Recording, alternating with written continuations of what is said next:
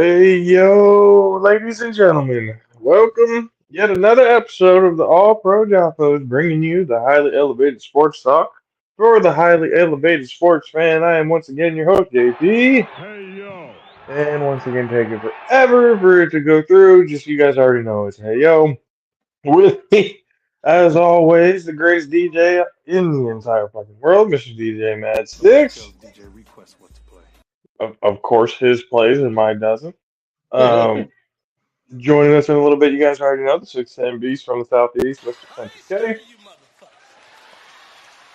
And joining the show in a little bit, probably popping in, our friends from over at the Mizzle and Dub show, Mizzle and Dub themselves, going to be joining us to be talking a little bit of NFL conference championship games coming up this weekend. But before we get into all that, we just wanted to give quick updates with what's going on in the A7FL. Once again, there is a lot of things happening. The fall brawl playoffs are now set. They're up and running. They're ready to go. It's about that time. Yeah. This Sunday, you have the Insomniacs taking on the Alienators and the Sick With It taking on the Outlaws. Obviously, the winner of those games play each other in the A7FL Fall Brawl Finals. A lot of talk, and when I say talk, I mean a lot of shit has been talked uh, between everybody on all fronts in the A7FL on the West, on the East. I mean, Big Rob and Derek came on our show and had the debate, which a lot of people watched and a lot of people had opinions of. Uh, when it came to showtime for the other side of the ball, they were talking about it so much so. Big Rob himself got pissed off enough to call in and basically the guys on the other side of the ball are not going to like when I say this, but this is the fact of the reality of what actually happened. Big Rob went on the other side of the ball and dogged everybody. They all folded. As soon as he walked in, it was, oh, no, we agree, but this, and people were trying to say nobody was butthurt, but even Scott McCorkle, the Viking, came up and said, no, yeah, we were a little bit. Even he came out and admitted that they were, and a lot of the things that were being said. So it's good. Now, look, it's all friendly banter, pretty much going back and forth. Everybody's passionate about this league. Everybody wants, their side to win and stuff like that, honestly.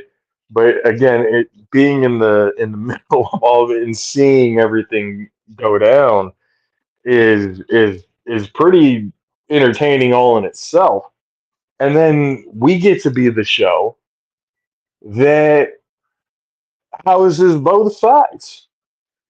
We get to be the show that brings in people from the East, brings in people from the West. They get to speak their piece. Everybody knows how this show runs. People get to just be them on this show. If they have something to say, then they can come on here and say it. That's how it's always been, and that's how it forever will be.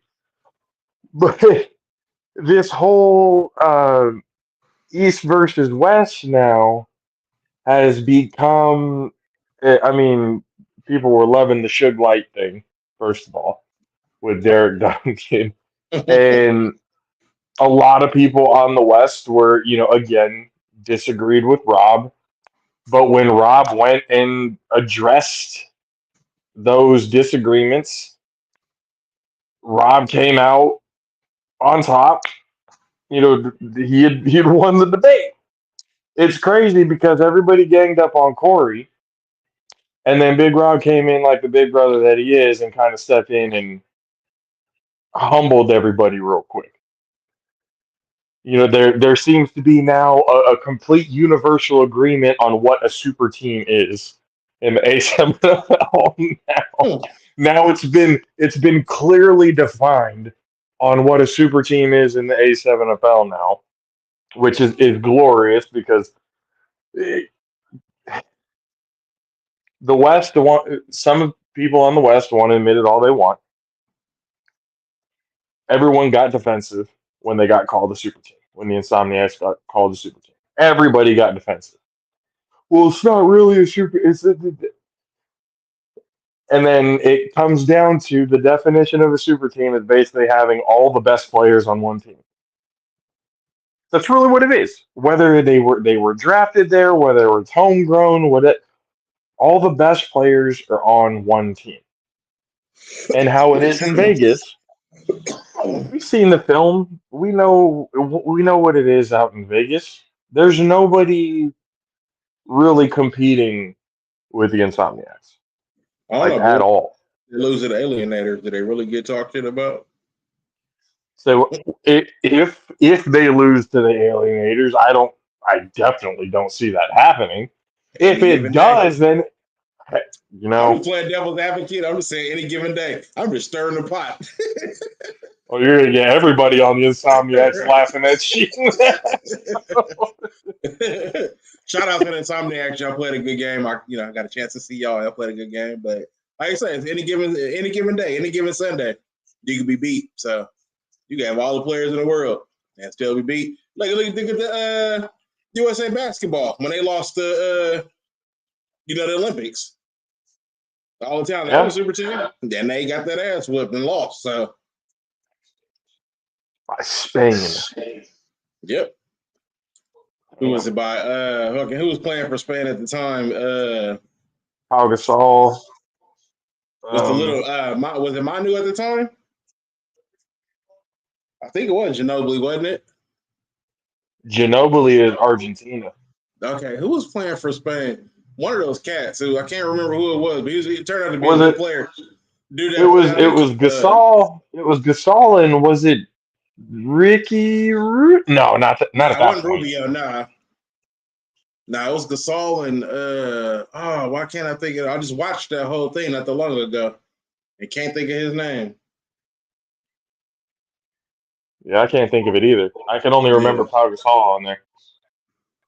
And what was crazy is he played for the Spurs. What was the dude for the Spurs? Wasn't that what was it Spurs? It was Manu, wasn't it?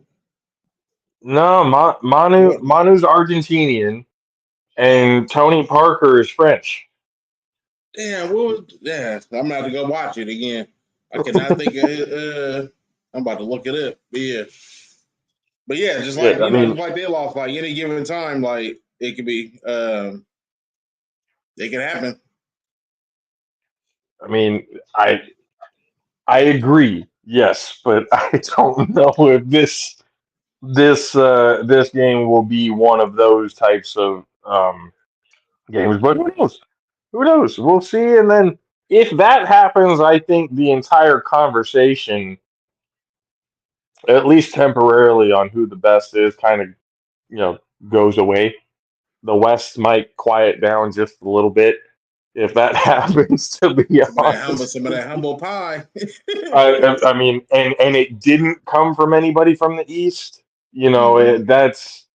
But I can already see the argument. Well, then that proves that the West actually does have really good teams. I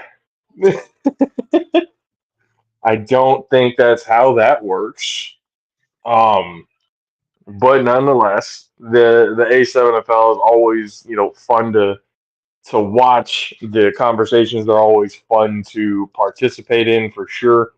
And then the 10th season coming up March 24th. Schedules are already coming out. The playoff brackets on how things are going to be done throughout the playoffs have already been out via the 3-on-1 podcast. Matt Ryan, Big Rob Fabian, Corey Hammond had a conversation with Will Franklin and the greatest 3-on-1 returner of all time, Ashanti Worthy, on that show. So go check it out. Great show, good stuff. And if you're, especially on the West Coast, and you want to learn more about the East without getting too personal in your feelings about what they're going to say about the West, you'll be able to learn a lot about what the East is all about. Yes, there's going to be that competition factor. Oh, yes, we're better than you. This and that. There's always going to be that. That's for sure. But I am a firm believer in order to beat the enemy, you need to know and learn everything that you can about the enemy. So if you're going to go into it thinking, and Derek said it on the show during the debate, the West is taking the East lightly. I don't know why. That doesn't make any sense. Why you would take the creators of the game lightly? Um, that makes no sense to me. But then you have the East, and Rob has said this. We're not taking anybody lightly. We're out here to hunt. We're out here to actually do what needs to be done. So it's going to be very interesting because, again, like you said, a slice of that humble pie is going to be coming, Mm-hmm. and and we're really going to see the quote unquote intestinal fortitude of the West when everything's all fine and dandy when things are going right. What happens when things go wrong? Who starts pointing the fingers? Who starts holding accountability? Where does all that go when shit starts to go wrong? Everybody can party and have a great old time when you're winning games. Mm-hmm. When you're blowing teams out by 40 points every fucking game. But what happens when you actually get beat? Yeah. How do you respond to that? So it's and especially for it to happen in fall brawl and not in the spring would raise up even more questions because Big Rob said the fall brawl is not usually a place where the monsters play, where the big names and everything like that play. But for the Mm-hmm. Insomniacs, pretty much everybody who are starters on that team has played in the fall. Yeah. Not very many of them, took the fall brawl off, so to speak. So it's kind of if you lose to a team that's not even going to be here in the spring. Mm-hmm. I think the alienators are the I think they're the pit bosses when they come back in the spring. Um, I think I might be wrong. They might be the gold, but I think they're the pit bosses. Oh. But if you get beat during the fall with your full squad, yeah, that's going to raise some big ass questions. And then the East at that point might go from we're not taking them lightly to oh, it was all talk. Yeah, that's the whole thing. You when you're yes, you won the championship. That's all fine and dandy. But Big Rob said it himself. Other teams other than New Jersey have won the championship, but it didn't last very long because again they got too into their own heads. Mm-hmm. And that humble pie came in and whooped that ass. And now some of those teams who did win those championships are no longer in fruition anymore. The people in the West. Look, I get the confidence. I truly do understand it. But at some point, the humbling needs to happen if you plan on being successful um, in the spring. Now, before we get into the next topic of discussion, real quick, did want to say Tuesday morning, it is confirmed A7FL great and two-time champion Corey Price will be on the Tuesday morning show with us next week, so you're not going to want to miss that. Join us on the All Pro JAFFOs on the Grenada Bros Productions YouTube channel. Don't forget to hit the subscribe button, like, share, let everybody know so you can get into the comments and in on the action as well. It's going to be great having Corey onto the show. Cannot wait to have him and see what he's going to have to say, especially him being a player in the East. He'll have, a pretty good perspective on what it is that the East is looking for in the West. So it's going to be great to talk to him. Can't wait. But getting into our next topic before that, here is a message from our friends over at Rays. What's up, Jaffo Army? JP here of the All Pro Jaffos, bringing you a message from our proud partners over at Raise Energy. Raise Energy takes a giant leap of faith with instilling a high quality formula to bring the consumer a powerful yet sustained energetic experience to help us put your workouts and focus in general to the very next level. Perfect for anyone at any time. Raise Energy has become the most popular, the best rated energy drink on the market to date, with a phenomenal flavor profile that puts most of the competitors just downright to shame. Powered by the enhanced Refresh technology, Raise Energy delivers with a performance enhancing energy drink profile that aids in the most often overlooked categories, which include targeted focus, enhanced recovery time, as glycogen becomes depleted, improve clean energy levels, boost in stamina and in hydration. Most importantly, each can of Raise has absolutely 0 calories, 0 sugar, 0 carbohydrates to give you a smarter and healthier option. You should not have to drink or settle for any other energy drink that contains more sugar and carbohydrates than you can count.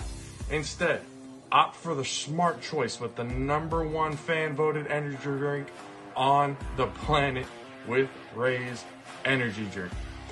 Use the promo code ALPHARAISE at checkout to get 15% off of your order. Demand more. Join the Raise Rebellion. Let them know the JAFFOs sent you.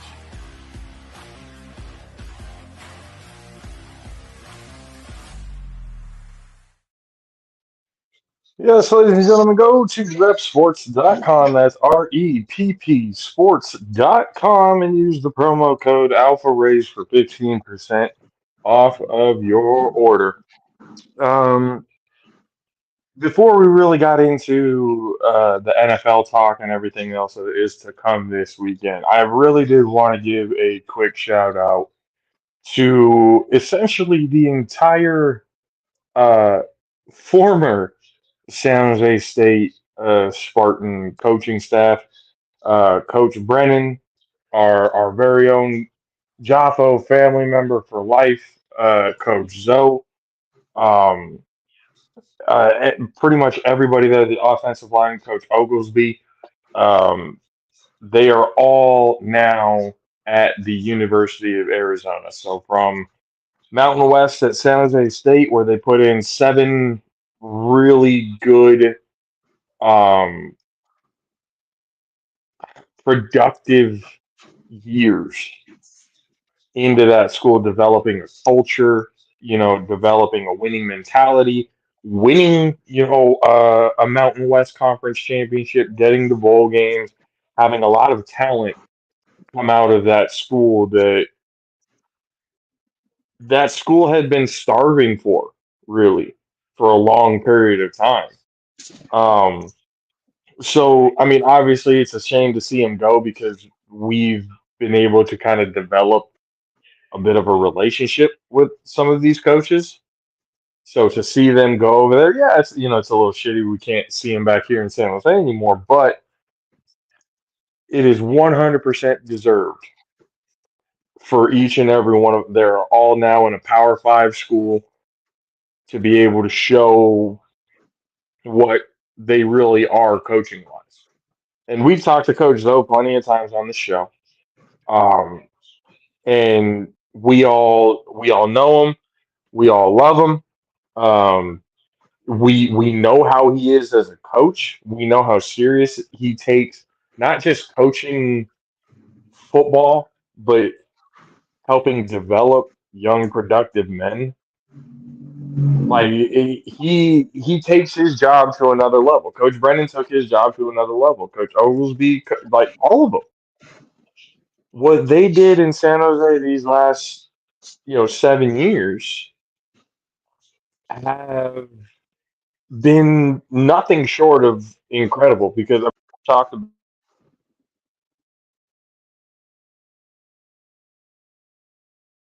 Yeah, we lost him, so we're gonna keep on talking. Yeah, but shout out to Coach Zoe, Coach Brennan. Y'all gonna keep doing big things up there, and we're gonna keep on watching. Y'all will always be forever part of the JAFFO Army. Yep. And I think that's the if I'm not mistaken, Dub, is that the Wildcats?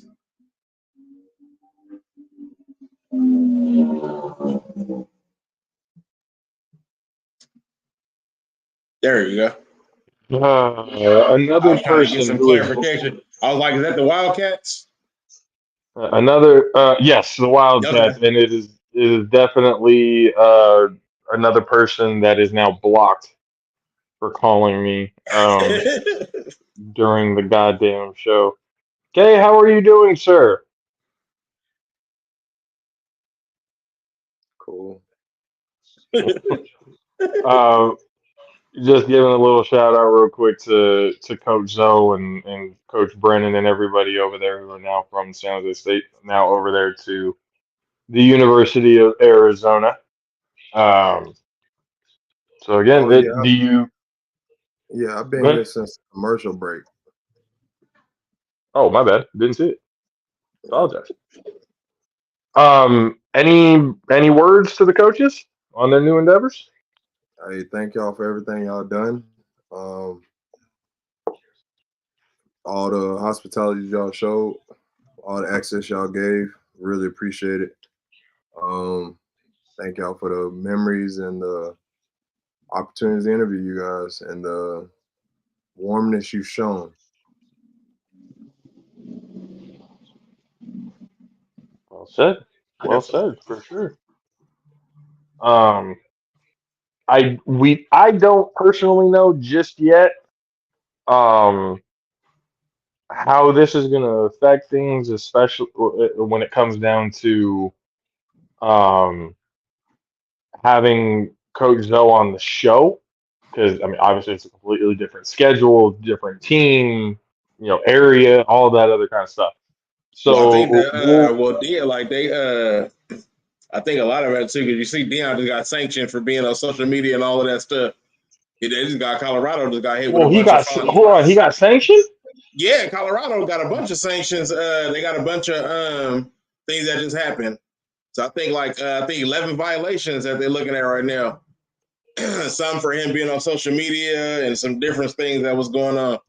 I was reading about it yesterday. He Yeah, so the can't be on changes. social media. But NC, I think certain things with NCAA, there's like certain things that you can, it's different where when you get up to some of those colleges, it's different. So yeah, it was some. Oh, It was a story that came out the other day. that's Yeah, I think it was 11. I think they had like 11 violations or something like that. hmm. Are we talking about like Probably, suspension, like from games, or are we No, talking well about? they were the ones who reported it. So out there, there's going to be investigated now. So they were the ones who reported it to the NCAA. They reported the violations on themselves. They realized, some of the stuff they had violated, so they're trying to do it before they, get in trouble for it. But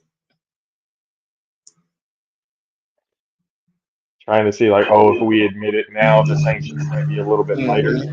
yeah, well, that and they Oh, probably just became aware of what they was doing was incorrect. Get a new person in there and they read the rules thoroughly and then they inform them what's going on. You get somebody new, they're gonna do their due diligence to make sure they keep their job. So yeah. if that was to come out and that new person was in that position and that their role was to understand the rules and they didn't Hmm. understand the rules and inform them, they would have got fired. So they probably saved their job and saved the school a lot of embarrassment.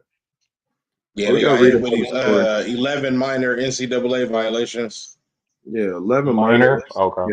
Yeah, Yeah, 11 minor. Like they probably had to pay some money, but at the same time, it's like they probably have to pay money now. They could have lost a We're not scholarship. talking about. I was gonna say, like, would they lose scholarships over this? I don't think so. It'd probably just be money at this point because if you admit and understanding that you did wrong and you came to them, I feel like they probably give him a. I don't necessarily want to say slap on the wrist, but they probably show some leniency based off of those decisions, or you became aware.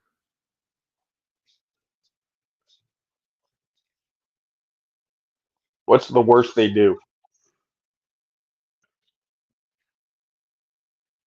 I don't know, but they got a 452-page rule book. Trying to remember all that shit.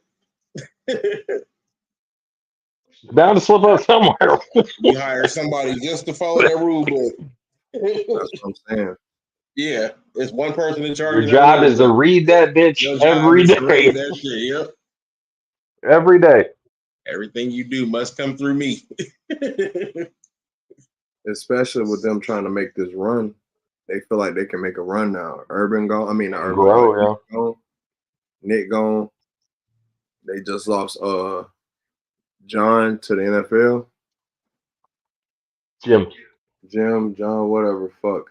Jimmy John, goddamn, whatever. Khaki Pants is in LA. So I feel like yeah, they probably trying to make a run. So covering their butt is probably essential to this situation. Well, they already figured out, or I mean, pretty much just kind of all but confirmed that that Michigan is probably going to be going through a lot of sanctions coming up.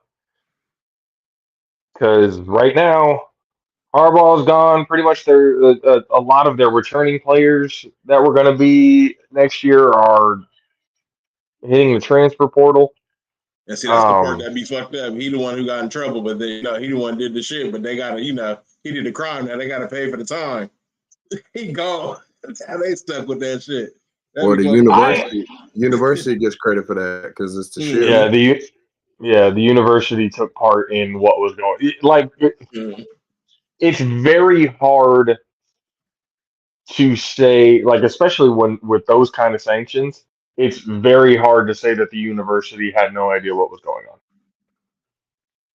because the head coaches.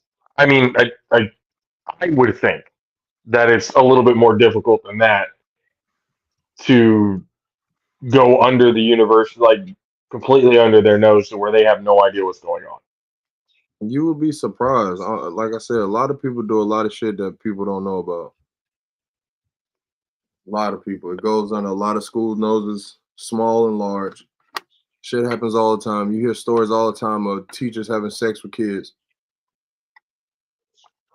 A lot, like, that's in smaller instances, but then you got linebacker coaches funneling kids in college. So you got a whole bunch of stuff that goes on. Honestly, that him extreme shit, but giving promises on scholarships is like, you know what I mean? Like, it seems like, all right, they were trying to win and they won. Shit, they went all in. All right, I feel it. Like, you know what I'm saying? They took a gamble, they went for it, they won. Get them the hardest sentence. Fuck it. Hit Michigan with the bullshit. Fuck that. I'm gonna tell you that right now because Miami, that's too goddamn hard for the state. So fuck them. Fuck them. Before we get into the next subject, which is this is the meat and potatoes of today's show, talking about the NFL Conference Championship games. Here's a quick message from our friends over at Bud Love. What if I told you that Bud gets better? Introducing Bud Love, the long-awaited herbal blend that's designed to be mixed with your favorite bud and enjoyed together, like the mixer in a cocktail. Bud Love is made from marshmallow leaf, an ancient medicinal herb, the mother cannabinoid, CBG, and rich natural flavors, including terpenes. Offering a wide variety of premium Herbal Plus mixers to complement your favorite strains. Why? Because every bud needs some love. Our carefully formulated blends improve your experience, complementing your favorite flower and bringing out its best qualities. Many bud lovers even report that it helps reduce unwanted side effects like worry, and instead creates a happy, zen feeling. Bud Love contains no cannabis or nicotine. It won't give you a buzz on its own, but when consumed together, it reduces the amount of bud needed to get the feeling you love, allowing your precious flower to last even longer. Bud Love is best enjoyed with your first bud of the day, carefully paired with your favorite strain. Choose from a variety of delicious flavors, ranging from classic to more fruity to natural, as well as tobacco flavored for those who enjoy a spliff. Mix Bud Love and flower in whatever amounts work best for you for a perfect buzz. Whether you're chilling with friends, attending a social event, or going for a hike, experiment and find your own love ratio. Bud Love's unique blends allow you to craft a happier, smoother, and more personalized experience. If you love Bud, then Bud Love is for you. Try it today and help us tell the world that Bud does in fact get better with Bud Love.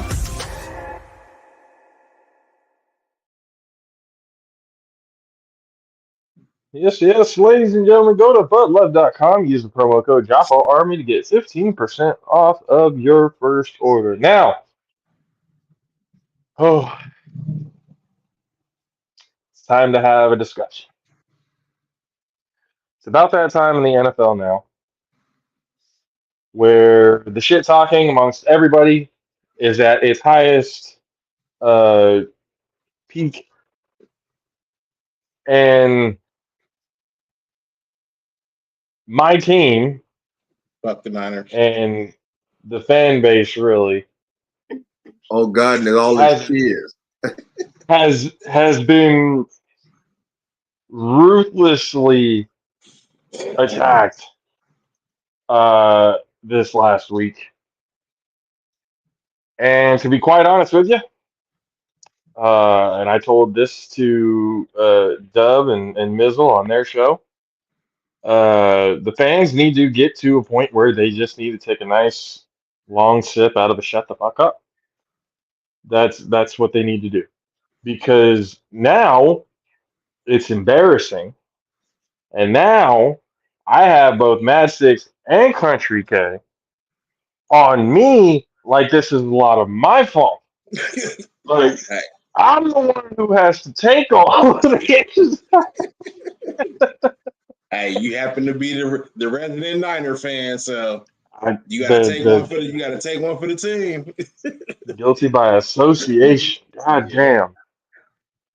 Even though I have been critical of the team, I have admitted certain woes of the team, but yep, I have to eat the same shit sandwich as everybody else does because again, it's at that point where it's put up or shut up, and that's why I got the headline right here: no spaghetti this weekend. We all know Country K's nickname for Kyle Shanahan is B Rabbit. Yeah, no, I feel that, So- but I'll be honest. As a fan that did not follow the fucking shit, y'all please listen to this shit, because I couldn't stop listening to Detroit rappers. I'm gonna be honest with you. That's why we lost. So please listen to this shit. I promise you, I could not stop listening to Detroit rappers. I tried my fucking best, but I listened to too many of them. So listen to this, fellas and ladies, or whatever you pro now yourself to do. Bro, I didn't know how to say the right word because I'm absolutely obliterated right now. Yeah, it's just We're all getting at that point. Once again, ladies and gentlemen, highly elevated sports talk for the highly elevated sports fan. Welcome to the All Pro JAFFOs. yeah, we highly Myself, JP, DJ Mad Six, Country K. Wait, did he say listen to this as he's gonna show us something? No, I think he's waiting for you to finish saying what you're gonna say about your fans. I was affirming your statements with my own relatability. That's all I did right now. Got it. Sorry. Hey, we're both on a certain level right now. No, yeah, no mom spaghetti on the shirt this weekend, please, dear God. Because not gonna lie to you, ever since that episode of Mad Six with the honestly a legendary line. I have the I cry, you cry, we cry together going through my head the whole time. And the more that I talk about it, the more people I talk to about it when it comes to this NFC Championship game against the Detroit Lions, the more it rings in my head louder and louder and louder to the almost point where almost I'm almost pessimistic enough to just call it a day. But Shit, the bell told.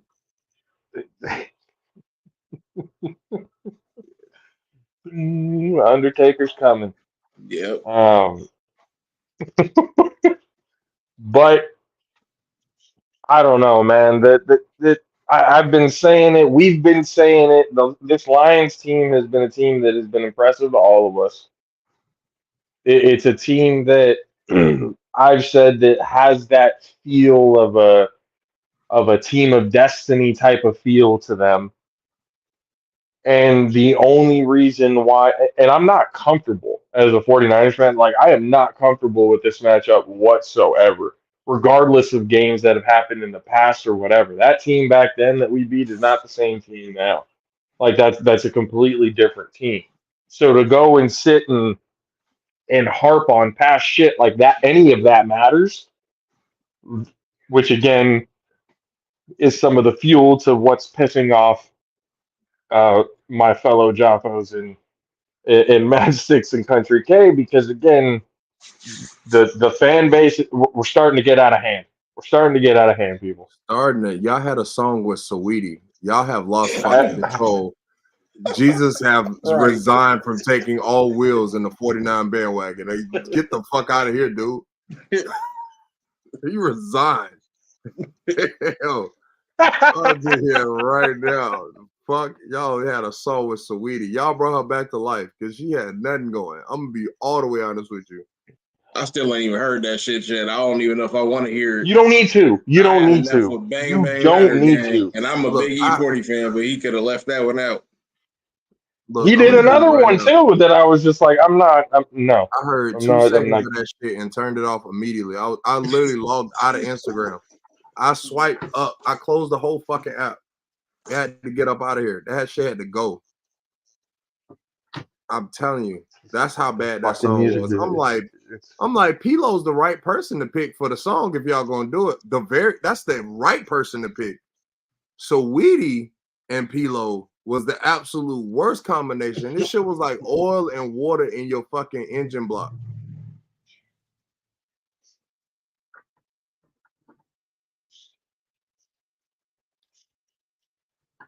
I'm not to say it's gonna be funny as fuck. It's upsetting to me. Matt Six, when we come on the next show, bro, he gonna be in this motherfucker talking about, I knew it was the goddamn song. I swear. He gonna be so mad. He gonna be so hurt. Oh, y'all gonna hear it. Y'all gonna hear it. I don't want to hear shit about we got further than y'all. I don't want to hear none of that shit from nobody. You're not gonna hear that argument from me. You're not gonna hear that argument. You know, it's always like y'all garbage. We still better than y'all. No, y'all not. You're not gonna hear that argument from me. We're going to watch this game intently. I am even planning on writing shit down so I know for like I everything to back up any type of argument that I'm going to say. Whether it's in a positive way because we're going to the Super Bowl, or it's in an extremely negative way because we got eliminated. It's gonna be one of the two. Yeah, oh man, I pray to God y'all get eliminated. I don't want to see y'all in the Super Bowl. Get your fucking speech ready because that shit coming. I'm gonna be honest with you. You finna get on that soapbox and catch Callus. Yo, hey. You best believe it. I'm finna be. You best believe that Detroit crowd coming. Oh my God. That crowd is coming. Bro, it's finna be so blue and motherfucking goddamn Great America. This shit finna be crazy. That shit. Bro, hey, look who finna pay for them tickets. It's gonna be Eminem, Big Sean, and a few of these fucking other new artists. They finna pay for all of them. Like some of the airlines was bringing in bigger airplanes. They were switching out airplanes. Bro, so they got people could you think Detroit Lions fans are gonna take over Levi? Oh, you goddamn right. Yep. You goddamn right. Think Damn. about when this game is. This game is right. Get a before taste rent. of our own fucking medicine. This Goddamn. game is Game is big. right This game is before big rent. for them. Yeah. Right before rent, bro. Rent expensive as shit out here. Two things for certain. No disrespect. Nobody want to live in Michigan right now, bro. It's a war zone out there. No, I'm joking. I don't really know what's going on over there. I know for certain nobody want to stay in Ohio, though. That's a given. I already know that. They're giving out participation trophies and shit. You can't even win games over there, though. Okay, so here's my question then. Other than the argument of B Rabbit, and obviously Matchsticks, you've said on the show Brock Purdy for Brock Purdy to mean anything to you, he needs to win a Super Bowl. You know, you've already said that. I was like, that's fair, fine argument. Kind of the same argument with K. He Nope. needs to do shit, actually win something. Nope. Do something like be the He's like, nope. I just still. He got to show me that he's a fucking quarterback, and he ain't. I don't look. He can win the Super Bowl on Christian McCaffrey and Debo back all the fuck he want to. Well, but that's what I'm saying. If he wins it, if he wins it, like if he's the reason why it's won, not because of Nah, he ain't winning McCaffrey and Debo. Y'all, one, you don't have receivers to do it, and two, he ain't the quarterback to do it. Like that's just simply what it is. Y'all gonna win the game. Okay, but Debo and Christian McCaffrey. That's it. And is Debo even playing? No, he gonna play. Debo's playing this weekend. Is he He playing? gonna play. Yeah, he gonna play. Yeah, he's playing this weekend. Yeah, it's already confirmed. Ladies and gentlemen, Mississippi motherfucker gonna play. From the Mizzle and Dub show, on the other side of the ball, ladies and gentlemen, please welcome Mr. Dub Alvarez. What's up, Dub? You know he's got his little delay. Hey, I'm telling you, that internet in Vegas. Good evening, JAFFO family. How are we? Doing well. Just trying to find some way to. K, happy anniversary. I know today was a very nice anniversary for you months ago. Did he say happy anniversary to K? Yeah, I'm right now. I'm blanking. It's a history lesson, and I'm blanking right now. Normally I'll get it, but I don't get it this time. Okay, it's what I sent you and Hammer earlier this morning. That anniversary. Okay, I didn't get a chance to read. I was at the optometrist, so whenever earlier, I'm gonna be honest with you. Is it optometry when the eye doctor? I had an eye appointment or eye exam or whatever, and they dilated my eyes. So every time I was looking at shit, I didn't know really what I was looking at. Like I couldn't read shit because I was just pressing keys because I was trying to get to the fucking phone call fucking portion, and I was just pressing fucking buttons at that one point. This motherfucker called me. All right, well, saying, "Hey, I just got done with the eye doctor. I can't really see. I can only see shapes. What do you do? Well, I'm driving home right now. You're what? Wow.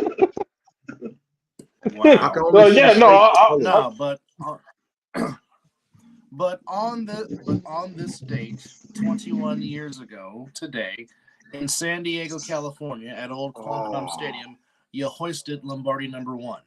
I knew. So happy anniversary. Thank you. All right. Okay. All right. Thank you. I remember. All right. So it is my cousin's birthday. It's the same day as my cousin's birthday. Which oddly enough, that was the last Super Bowl played in January, because after that, every other Super Bowl since then has been played in February. So that's today's history lesson class. Super Bowl. So that one I was like, huh. Dub, I'm having a hard time doing it, and I don't know what else to do or say. But again, it kind of feels like the odds are stacked against the guy, because this is the same guy who defended Jimmy G on a lot of occasions, who is now not a fan of somebody who is outperforming him in the statistical category as well as keeping. What do you mean? I'm not. He's the franchise passing leader. Stop it. Where? Uh, Dub, Okay. is there anything either for Brock Purdy or to kind of convince somebody like Kay who is extremely critical of the team? Is there an argument that you could make to possibly help sway this man? I'm not gonna try to argue anything because Kay is headstrong in how he feels, and you have to respect that. I mean, Brock Purdy can go. Brock Purdy can have a game like Phil Simms did in Super Bowl 20. He can go 22 of 25 and have a high rating, and he still would probably be like, "Nope, I'm not impressed." Again, I mean, it is what it is. The only thing Brock really has to do is take care of the football. Let his teammates do what they do, and let the defense do what they do. Now, granted, Detroit is a very solid football team. Detroit has one of the best offensive lines in the NFL. And if for those that have watched football all year, you know what kind of an O-line the Lions have and how they are very good at running the football. So trying to stop Gibbs and Montgomery is not going to be an easy task. And the way they use Gibbs in the screen game, and I mean, this really could be a showcase game for offensive coordinator Ben Johnson, who is getting a lot of interviews for head coaching jobs. He's the next red hot coordinator being considered for being a head coach, and he's had some interviews. Now there's two job openings still out there, which is the Seahawks and the Commanders. And I'm pretty sure Adam Peters, who's now the GM of the Commanders, I'm pretty sure he has a keen eye on watching Ben Johnson, considering that Peters was part of the Niners organization. So it will not be an easy game. You are going to see a sprinkle of Honolulu blue inside the Sea of Red, inside Jeans Stadium at Great America. But here's the thing. Both teams are as close to 100% as they possibly can be. Not everybody's 100%. Everyone has knick-knack injuries. It's that time of the season. What I think is going to come down to is this. If the Niners defense can get pressure on Jared Goff, we know from time to time Jared Goff can be in a giving mood and turn the ball over. He is prone to do that. Both secondaries are suspect. So if you could possibly stretch the ball downfield, you can on both secondaries. So, I mean, you can see that Amon-Ra St. Brown might have a big day along with Williams and Josh Reynolds. Obviously, you got to watch the scene with Sam Laporta, and then vice versa, you got to watch the scene with George Kittle. So both tight ends can possibly go off and have big days. I really think it's going to come down to which run game can control the clock. I really think this is a heavy dose of which running game will control the pace and will control the clock. And that might be the deciding factor in this NFC Championship game. I really do.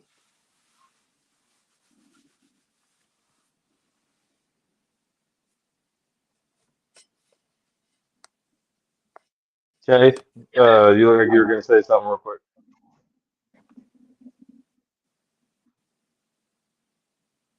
Yeah, the only thing, it was beautiful, Dub. I'm gonna be honest with you. I love your takes and everything. It's only thing I gotta refute on all of this. Brock Purdy could definitely have a Phil Simms game, but if it's the way Ben Roethlisberger played on his last couple years, where he's just throwing slants and little dump offs, like Brock Purdy does to Debo and Christian McCaffrey. He doesn't. That's what I don't understand. I don't know how that narrative came to be. I'm not giving them an absolute drop of credit. Look, you can't average 9.9 yards per attempt through the air like that. He'll have 3 touchdowns and 56 yards. Like that's what Brock Purdy produces for George Kittle. He'll have a lot of touchdowns, but he'll have 56 yards. Like he was the only tight end in the league with 1,000 yards, but okay.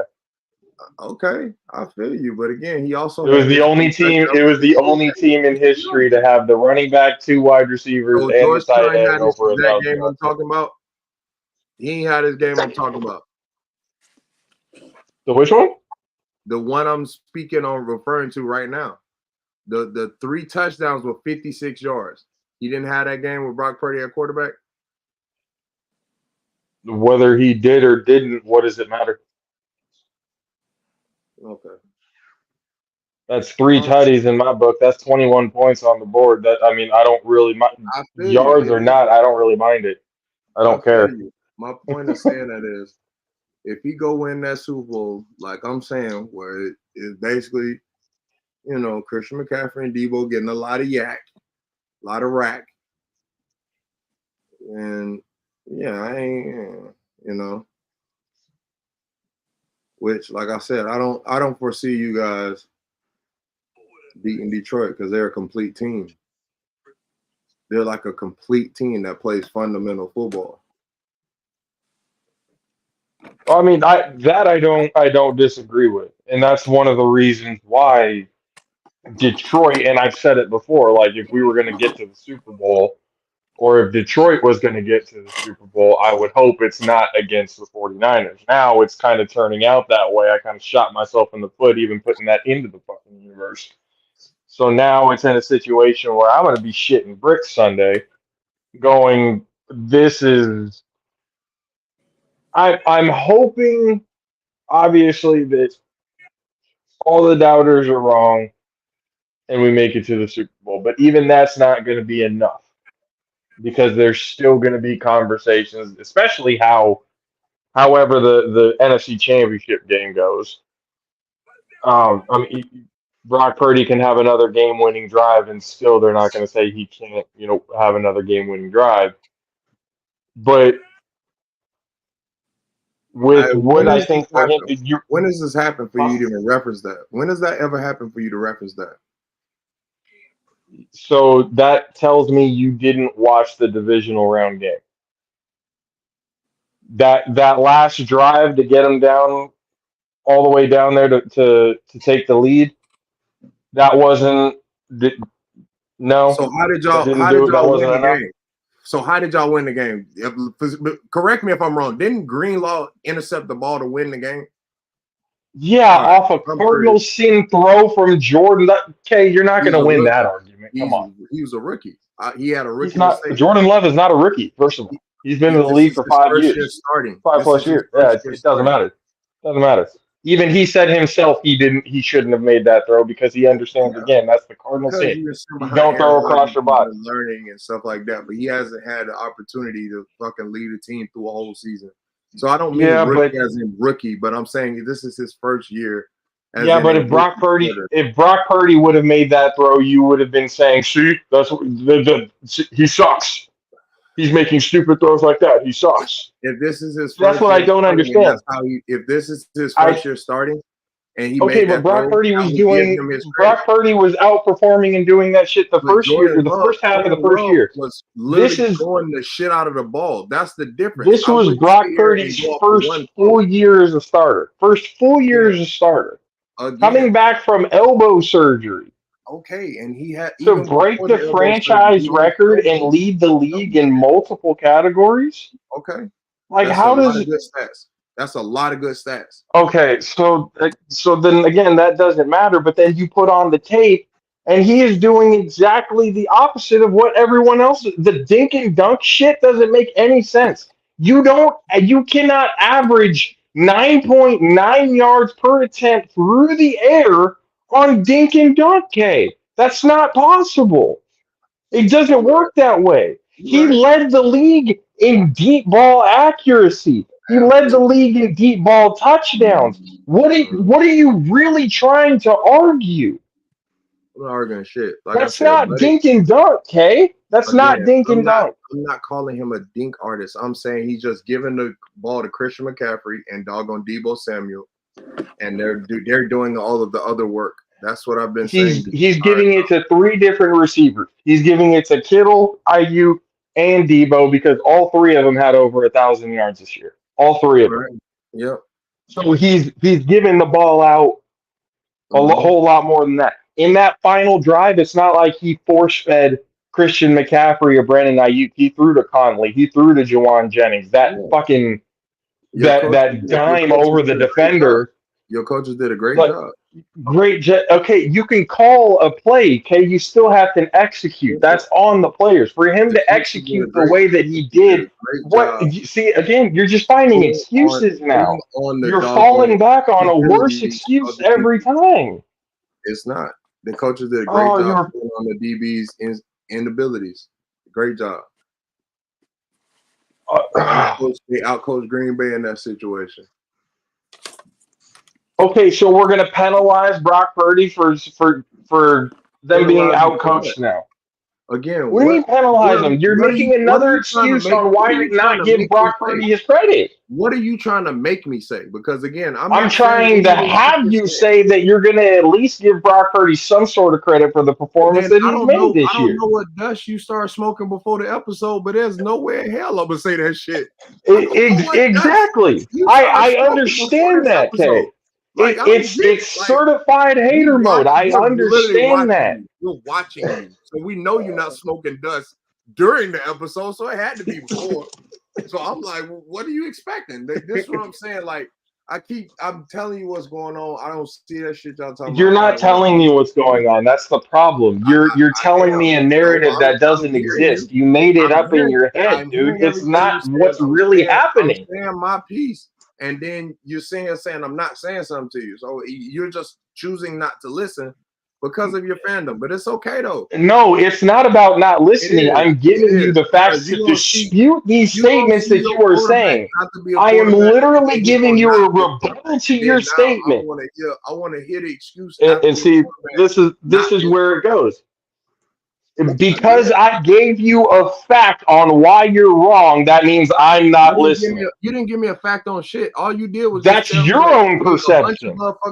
That's your own perception on me not being able to tell you shit. In a fucking offense that y'all say is high power. Okay, it's high power. You just proved it with a bunch of stats. You got a high power offense. Thank you, guys. You proved your point in that. You didn't prove to me that your quarterback was fucking good. You proved to me that Kyle Shanahan. You see what I'm dealing with, though? You did when you mentioned them stats. Do you see what I'm dealing with, though? When you mentioned them stats, you said Kyle Shanahan was a good coach. The people of the JAFFO Army, are you hearing what I'm dealing with right now? This is crazy. Make sure the part of the JAFFO Army you go to is not in the same colors as yours. Because I'm gonna tell you. No, I'm gonna make sure that they have the logical argument. I'm gonna make sure that they have the logical arguments. I'm not just gonna allow the bullshit. That's fine. All you did was tell me that, especially Corey. I know Corey agree with this. Kyle Shanahan is a great coach. Hey, look, he showed what he can. His offense is able to produce multiple receivers at 1,000 yards. I bet you if Corey came on this show right now, he would defend Brock Purdy. I'm willing to put money on the fact that. What? Like I said, we're gonna see. Look, we're gonna see. I am willing to bet that Corey Hammond would come out. When your quarterback showed me that he a quarterback this game, all right, that's what I'm saying. All right, he played a quarterback. But I don't know what your definition of that is, Kay. Because when he is a good quarterback, you don't give him credit for being a good quarterback. So what is your definition of being a good quarterback? What do you mean? That's all he did. He ran the offense appropriately. That's all you told me. He didn't sit there and throw it. So no good quarterbacks run the offense appropriately. Okay. No, I didn't say that at all. So again, okay, so then that doesn't matter. Why make that point if it has nothing to do with your argument? What are you talking about? Like, what are you talking about? I sat here and said simply and plain, he's running the offense appropriately. He's not showing me that he's able to make quarterback type shit going down. Like, bro, all right, it's all good. What is your definition of that? I don't know what you mean by that, because on film I'm seeing something the complete opposite. About this, I'm not going to explain to you what a quarterback is every time we talk about this, because that's what's been going on every single time we talk about this topic. I've been explaining. But you move the goalpost every time, Kay. I'm not moving the. That's why I don't understand. You move the goalpost all the time. Every single time. I'm not saying that. I get. Look, if you. But I give you. Just like the JAFFO Army that they remember, they gonna have to all go back as a unit and go find the episode while I explain this to y'all. I don't think you realize how ridiculous this is looking right now, okay? Because I've literally every argument that you have made on why Brock Purdy is not a quote unquote good quarterback, I have given you a fact on why that is wrong. Right. And all you have to say to that is not a fact backwards, is you're not listening, to which you're talking over me now, which you don't like me doing. But now that I'm making a point, we're going to talk over. Okay, we're not going to do that. That's all you're doing. And you're not because, Kay, you said the same thing. No, I'm not. You're literally repeating the exact same thing in slow motion now. Like, it's all good. God. Just like I said, we can move on and just got dang on. You love your quarterback, love him. It has nothing to do with that, Kay. It has nothing to do with love your quarterback or whatever. But what I'm trying to tell you is, if it had been anybody else putting up these numbers, if Baker Mayfield was putting up these numbers, if anybody else was putting up, I think you are. I think you are, because if anybody else had these type of numbers, you would be praising it. Oh yeah, that's a quarterback. That's a quarterback. They did that motherfucker the exact same way they get. Look, you put anybody in that, any other quarterback in that same offense, and they doing the exact same shit. Like you contradict yourself because you go on. I'd be like, you contradict yourself because no, but here's where you're wrong. Here's where you contradict yourself. Okay, you have literally come on this show and said Deebo Samuel is not that guy. Brandon Ayuk is not that guy. George Kittle's okay. You've literally come in and shit on him, and in the same breath, and then in the same breath. Stop trying to. And in the same breath, no. You shit on him. You had shit on him the whole time. You shit on him the whole time, and then in the same breath say, "Oh, it's because they have Deebo that he's doing good." All right, so you're done now. You just shit on him, and now all of a sudden he's the reason why. That's not what I said. I will repeat it again for you to hear now, because at for whatever point, every time I said this, you blocked your ears. Deebo's not a number one receiver, but he's a motherfucking dog. I've said that every single time. I've said that on Dub and Mizzle show as well. He's not a number one receiver, but he's a fucking dog. That's what I've said. Christian McCaffrey is not a fucking running back, but he's a dog. That is the reason why y'all winning games. I said that when Trent was out. I said the reason why y'all was winning games was Deebo Samuel and Christian McCaffrey. It wasn't no motherfucking Trent. I said that shit then. I've been saying that shit the whole time. The reason why y'all winning games is Deebo and Christian, not no motherfucking all this other shit. Simple and plain. Even when y'all said that shit last year, we had Brock Purdy. I'm like, bro, y'all could have signed Cam Newton and won the damn Super Bowl. You had the same offense in Deebo and Christian. You could have had a quarterback that's able to run now. He ain't got to do motherfucking much in his offense. Kyle Shanahan make the shit fucking easy. He's a great coach, right? You go get Josh Johnson off the goddamn street, cripple the shit. Like, come on, dog. Like, that's all I kept saying. I've been repeating the same thing the whole time. I've not shat on Deebo. I've said Brandon Ayuk is not that guy. I've said that the whole time. 1,300 yards, but okay. Okay, again, like I said, what's the excuse going to be now? Y'all did a great goddamn job in the regular season. You do a great job in the regular season every year to fool these motherfucking analysts. Y'all do a great job. Because they picking y'all to win this bitch every year. And y'all ain't won shit in 30 years. So, again, y'all doing a goddamn great job. That's what I'm saying. That's what I mean, though. Like, he covers his ass. He says both sides in the same breath. He'll give him shit in one breath, but then give him a little bit of props so it doesn't come back to bite him in the ass. No, that's not what that is. Again, I'm telling you. Shitting on Kyle Shanahan forever, and all of a sudden he's a good coach. Aaron Rodgers, and I said he choke in the playoffs. I said Kyle Shanahan chokes in the playoffs.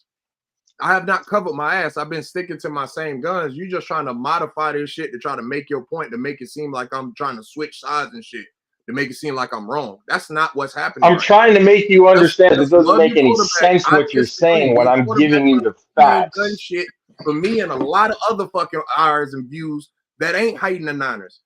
It's a lot of motherfuckers that don't hate the Niners that's saying the exact same shit about Brock Purdy. But we all tripping? No, we not. Because he ain't done a good amount of them are. A good amount of them are, actually. All right, but again, just because a good amount of people say something doesn't make it true. I'm just going to put that out there right now. A lot of people can be wrong at the same time. A lot of people can be wrong at the same time. They say y'all gonna win the Super Bowl every year. They been wrong like a motherfucker. It's been going on for almost 10 years. They've been wrong. And those same people are the ones that you saying are criticizing Brock Purdy and the 49ers. So I don't get where the argument is coming from here. Again, and like I've been saying the whole time, these motherfuckers. It's contradicting. You're picking people who contradict themselves. That doesn't make any sense. Doing this shit. Again, I'm not contradicting myself. I'm stating the fucking fact of what I believe to be true. I mean, it's not. Well, I'm sorry, Kay, but what you believe to be true in this situation is not true. Again, I've given you the facts. I've given you the examples. I've given you the highlights. I've given you everything that I possibly can to prove it to you. But again, you're just not seeing it, or just not willing to see it. You didn't say that's all it is. Like I said, all you did was tell me some stats, and I said your coaches did a great job scheming up an offense so y'all can get a lot of stats. That's what the fuck happened. That's not contradictory. That's exactly what the fuck happened. Why would you not give credit to coaches being able to? No, but you. That's what I did. But you don't give credit to the coaching, but you don't give credit to the execution of said coaching. What are you talking about? That doesn't make any sense, Kay. I gave them credit. Okay, you got all these yards. Congratulations, guys. You got a lot of yards. Your quarterback still ain't fucking goddamn done shit. Like what? Well, like, how am I? I'm not under like. How and again, done shit means win a Super Bowl to you. Because he done shit means win a Super Bowl to you. So right again. So how many rings you get for all 4 receivers getting 1,000 yards? How many rings? How many trophies do you get? Maybe in Ohio. No other team has done it, so we don't know yet. Shit, you might get a trophy in Ohio, then, bro. They got a trophy for you guys in Ohio, for sure. They got a nice participation trophy for all them yards. Y'all got a nice. But that's what I said. But then when I say what it means is that's what it takes for him to prove that he's good, to win a championship. But then you move the goalpost and say, if they win the championship under these circumstances, then yes. All I'm saying is, again, Brock Purdy ain't fucking doing no quarterback ass shit. All I'm saying is Kyle Shanahan schemed a good offense for you motherfuckers to get a lot of yards. He did a great job. Him and his coaches did a great job. If, like my man that just got on right now, everybody A7FL announcing. Corey, please tell me you're here to help me, and I'm not the only one seeing this. Well, I think I want to like just sharpen both of your points, because I think any rational person could agree with the basis of either of your premises. Because when you say this sentence, is he a quarterback that can win a Super Bowl? It's a lot of what you're saying, Josh, as a positive in his case, but also the same things that are kind of an indictment also could work for that. He could win a Super Bowl, and it might be because he's on one of the better, if not the best team. That happens all the time in football. I think what Kay's point is when you look at those guys that are the quarterbacks, that are the guys in the league, we'll start with Patrick Mahomes. Is Brock Purdy at that level yet? I wouldn't say no. I wouldn't say that, no. This weekend, there's also a guy in Lamar Jackson who I think has constantly been pushing to that echelon where if he beats Patrick head to head, even if he runs for 380 yards and passes for 4, if he wins, who cares? Lamar Jackson. Is Brock Purdy on the level of Lamar Jackson yet? No.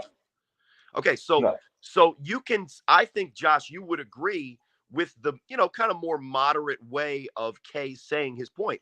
Now, if we keep going down that list and we get to kind of the inflection point where you guys are going to be angry with each other, and then we can start the argument 100% fired right back up.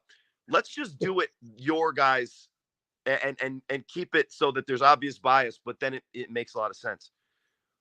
Kay, who do you take as a better quarterback? Just no team around him, no Mike Evans, no Deebo Samuel, no Mike Shanahan. Baker Mayfield, Brock Purdy right now. Baker. And that's kind of where you guys are going to start to disagree. Because if I said Matt Stafford, could you honestly say that Purdy's there? Maybe current Matt Stafford kind of injured all the time, right? But that's But the peak point where Matt we're going. Stafford.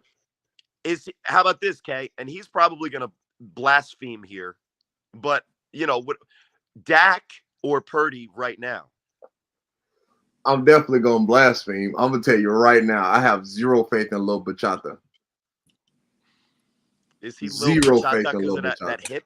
That's Dak Prescott, Lil Bachata. Yeah. Now look at what Dak Prescott does without a star on his helmet, without all the scrutiny and all the other bullshit.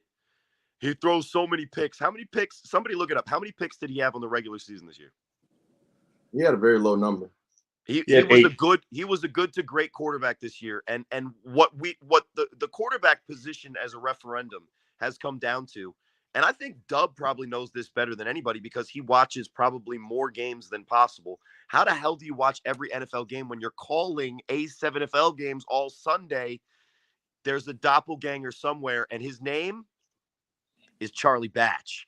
But anyway, while Charlie Batch is out there watching NFL game films so that Dub can do his day job and then still do the Mizzle show and be accurate on all the names and all the players and all the cities in which the actual games are played, where do we put a quarterback that is winning but clearly is more of the level of game manager to the elite level than a playmaker, which I think as Kay is one of those defensive linemen, he respects quarterbacks that give him a hard time. I don't think he's scared at all about the things that Brock Purdy can do. Not for one iota of his 6'10", let's be kind on whatever weight you want to just say out there, because I don't know, fuck 6'10". You could be 380 and it could be spread out right with that fucking huge ass body. But anyway. and wingspan for that matter. Yeah, man, he was out there running routes on me. I think he mossed me one time and he was just jogging, or it looked like it. But what are we saying about Brock Purdy? I think that when you look at what he did in his first full season as a 7th round pick, making good decisions. That's what I texted you, Josh. Who's the greatest quarterback of all time, guys? Tom Brady. And at this point in his career, would it not be fair to say all of the same things about Tom Brady that Country K is railing into Brock Purdy right now for? See, he got mad. He got mad when I made that comparison to him and Tom I Brady. don't think And it's a fair now I'm comparison. my interested to bad. I don't see. think it's a My fair bad, y'all. comparison I'm over here because ordering it's really pizza on early. my computer.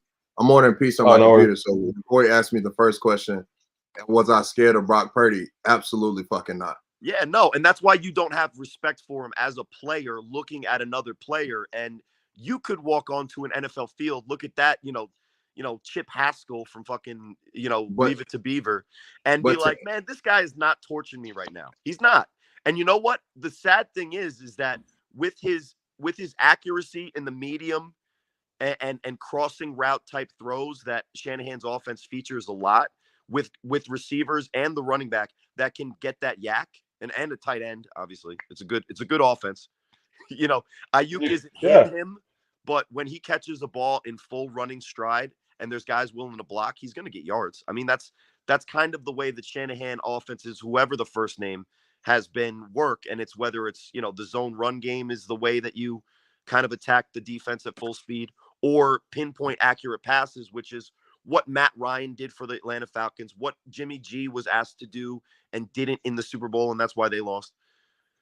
So the thing is that while I was listening to you guys, and you kind of, because I was watching, I had my little like internet troll like guy text me when it got to the certain point. Shout outs to Harwin. But He put in the that's comments and said, too. "Check your text." I was like, "Yep, that's all." But as I was listening to you guys go at it, I'm thinking in my head, how do I clarify exactly what my point is? Because what I'm hearing from Country K is something that I wouldn't necessarily disagree with, is that Brock Purdy at this level of his career is not the level of quarterback of the elite right now, right? If you put probably 7 to 12 names in front of him, most people would say, yeah, I'll pick that guy based on reputation, longevity and, like track record of success. But at the same time, is Brock Purdy capable of winning a Super Bowl? I think that if he makes the right decisions, like he has been all season, that's more important for a quarterback to do than the, 6'4", lumberjack type things that Josh Allen does for the Bills, who's a great quarterback. And I think people would take him over Purdy. And he threw 18 interceptions this year. But he's also, guess what? He's also got that contract now.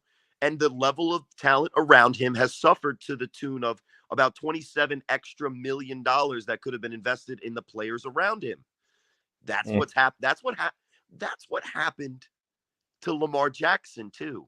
All of a sudden, he was the MVP of the league, best quarterback in the league. Everybody was like, "Wow, Lamar Jackson is him." And then he got paid, and then the Ravens were worse, and then everybody was like, "Well, Lamar's taking a step back," when his stats didn't even go down. The contract is huge. So can Brock Purdy win a Super Bowl? You know why? Probably because he's on the rookie contract and he's effectively making the right decisions. And the San Francisco 49ers, despite drafting a quarterback, how long ago? Third or second or whatever Trey Lance was? 3 years ago. He was the third pick. And isn't that supposed to set franchises back forever? I told you it guess would. Not. So when we break this down to a fine powder, the fact is that I'm going to play the agnostic here, and I'm just going to channel my inner Matt Ryan, the better one, right? The more attractive one, not the Gillette model. He just got lucky, right? He was just taller. The real Matt Ryan, right? I'm going to channel him, and I'm not going to side with either of you guys because it's more fun for you guys to still disagree. But what I will say is that if we really break down the merits of both of the conversation, it's hard to say either of you are wrong with a 100% affirmative yet. Now, Brock Purdy does these numbers for another 6, 7, 8 years, even past getting a contract. Good for him. But that's really the threshold for who are you as a quarterback. And, when we talk about the quarterbacks this weekend, what's your guys' opinion of his opponent, Jared Goff? I think he's good. I think he's sand to draw. Yeah, no, I think he's definitely up there, and I think Jared Goff is definitely one of those players who I think really look when he was in LA with the Rams. I really don't know what it was that caused that decision to want to go with Matt Stafford. I mean, cool, it ended up in the Super Bowl with them, but longevity wise, did you not hear the TMZ esque story about why Ryan Gosling got sent out of LA? What did he do? He was hitting on Sean McVay's wife, like some other guy. That's the story that I heard. For real. And to me, that shows a lot of immaturity as a quarterback because, first of all, Jared Goff was hitting on McVay's wife. Yeah, but listen, I don't even know if that's true, but the fact that they put that out there is maybe just so that everybody can just have the excuse to say Sean McVay's wife, and then now everybody's Googling it again. But the problem with Ryan Gosling, I think, early on in his Rams career, is that immaturity that comes with these. Listen, how old are these kids when they get drafted? A lot of the time, how old was Zach Wilson? Fucking again, another fucking adults, and he's still a child. Usually around the 21. He was 21. At the oldest, really 22. How old is Brock Purdy? Brock Purdy is 23, going on 20. Actually, I think he's 24, 25. No, he's not that old. He's not, but he was. No, he was more mature than some of those juniors that come out early. I think right now he's 22, going on 23. No, he's 24. Born in 1999. Oh, he's 24. Yeah, 24, turning 25 probably in less than 6 months. That's who he is. Who's the other quarterback that we mentioned that had if you think about the circumstances that he's been put in his early career, had one of the best seasons in the NFL this year. How old is Baker Mayfield? coming out of college. Winning Wow, games for the Ron, Browns. Baker. The fucking Browns winning He was games. like Winning 22. playoff games. He was like 22. Yeah, I was gonna say he was 20. He was He was old as how old shit, when he too. went to the Browns? He was Yeah, like he was. 22, They were 23. Yeah, saying it. They 22. were saying he was a waste of a first round pick because he's so old. He's basically on his second contract already. Oh, But shit. by the time he took the Cleveland Browns to the playoffs, he was already what 20. He had already been what 2-3 years in. So by then he was already what 26, 25, 26. Baker's probably like 31 now. He was 25 when the Browns went to the playoffs in 2020. He's 28 now. All right, 28. So I'm a little ahead. But anyway, the whole point is that when you look at Brock Purdy, you do have to take into account the things that Kay is saying because they are part of the story. Put Brock Purdy on the Jets. He's not Brock Purdy. He might be Zach Wilson. Zach Wilson had a couple of comeback wins this year. But the thing is that when you invest the right amount of time, mental preparation and, a team around any quarterback, you're going to get success. Look at the A7FL. We could play a game with the Insomniacs roster. How many quarterbacks we put behind that line? And take the, oh, these are my friends. Oh, my friends. Bullshit out of it, Munchie. Sorry. But so take the relationship out of it, which to be clear, I do think that is a big part of it. But let's just do the roster game. Take Scott Hamilton out under center, and let's start putting quarterbacks in. And do the Insomniacs still win? Or do they even win by more?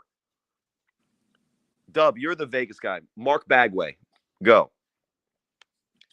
If you put Bagwell in the Insomniacs, they definitely would be the highest scoring team in the league. And they would likely win. And they would have won that game, even against Bagway. You're not Put wrong. somebody like Logo Davis on the Insomniacs would be stupid. Logo Davis as the quarterback for the Insomniacs. Do they win? Are they the presumptive favorites? Yeah, You think they would have? I think You so. think they'd have to be? Yeah, and you could elaborate too, but I think that's a yes, right? Oh, So yeah. let's keep going. What about the MVP of the league that took the 0-7 Animals that had been 0-4 since COVID? They have the COVID 0-4 before he gets there, and they were able to be the 4th seed in the East. And Dub, you don't have to, claim that the East is that big, but basically what he did is one player went to the gold and made the gold better than the kryptonite and competed with the force. That's a good quarterback. If you put a quarterback like Huff, who also has multiple championships in this league, and say what you want, whatever. And multiple MVPs. Absolutely. Yeah. If you put him on the Insomniacs, do they win the championship? Yeah. So Yeah, we could keep going, and we could say Sterry, right? Then we could say Ace Oh. Boogie, OG Buck. I would go as far to say Jeremy Geary on the Insomniacs wins a championship. You could say Darnell Richardson on the Insomniacs wins a championship. The team around a quarterback is obviously part of the story. But what made Tom Brady the greatest quarterback of all time is that when it mattered the most, especially, he made the right decisions, whether it was the check down, whether it was the corner to Troy Brown, whether it was forcing it to Gronk because he's a monster. When you make the right decisions, the right plays come and the wins come, and then the legacy happens after that. Because the skill set isn't Patrick Mahomes. It's not Lamar Jackson. It's not Josh Allen. It's not even Joe Burrow, really. But the production is there, and if he's holding up a trophy, nothing that any of us say fucking matter. Because if he makes the right decisions on that roster, he'll go into next year and they'll say the same shit about him. But he'll have one more Super Bowl championship than Lamar Jackson, then Joe Burrow, then Josh Allen, and they could all fuck themselves. Very valid point. True, Very unless valid. he has a Jimmy G versus the Packers in the NFC Championship game, then all bets are off. Well, how about this? Do you guys give up on Josh Allen because he lost again to the Chiefs? Yes. No. So you're I think ready we to did move that on before from this. Josh Allen as the Buffalo Bills quarterback? Yeah, I would have traded the shit out of his ass. I think that is the kind of decision making that leaves teams that suck to suck forever. I promise you. because would you rather have Justin Herbert over Josh Allen? Yep. And that's kind of crazy, because if you look at the talent on the Bills, it severely declined over the course of his contract bumping up, and yet they were still competing in every game. And the thing that his team does, even if they're not good, is they play for him because he has that it factor. And it's corny, but when he runs and trucks somebody, everyone on his team is a better football player right after that. And I think that if you give up on a guy like Josh Allen, you're insane. Now, what the Giants did with old Eli Manning 2.0, that was a mistake. Daniel Jones did not deserve to get paid the amount of money that he got paid. Mr. Fred Flintstone. Yeah, I guess. Yeah, I think he's like he's just a couple of switch out a couple of different sections of a chromosome, and then that boom, Eli Manning. They took they spliced just Lamar Jackson's muscle tendons in his ACL, and then boom. Put some red hot. Look, Daniel Jones said, "Give him some goddamn receivers, and he probably can play quarterback." He plays quarterback better than still probably 15 guys in this league inconsistently. Like Daniel Jones to me puts up numbers like Lamar Jackson regularly on a team that's trash. Now, he doesn't do it consistently enough to be considered elite, but people still think Kirk Cousins is trash.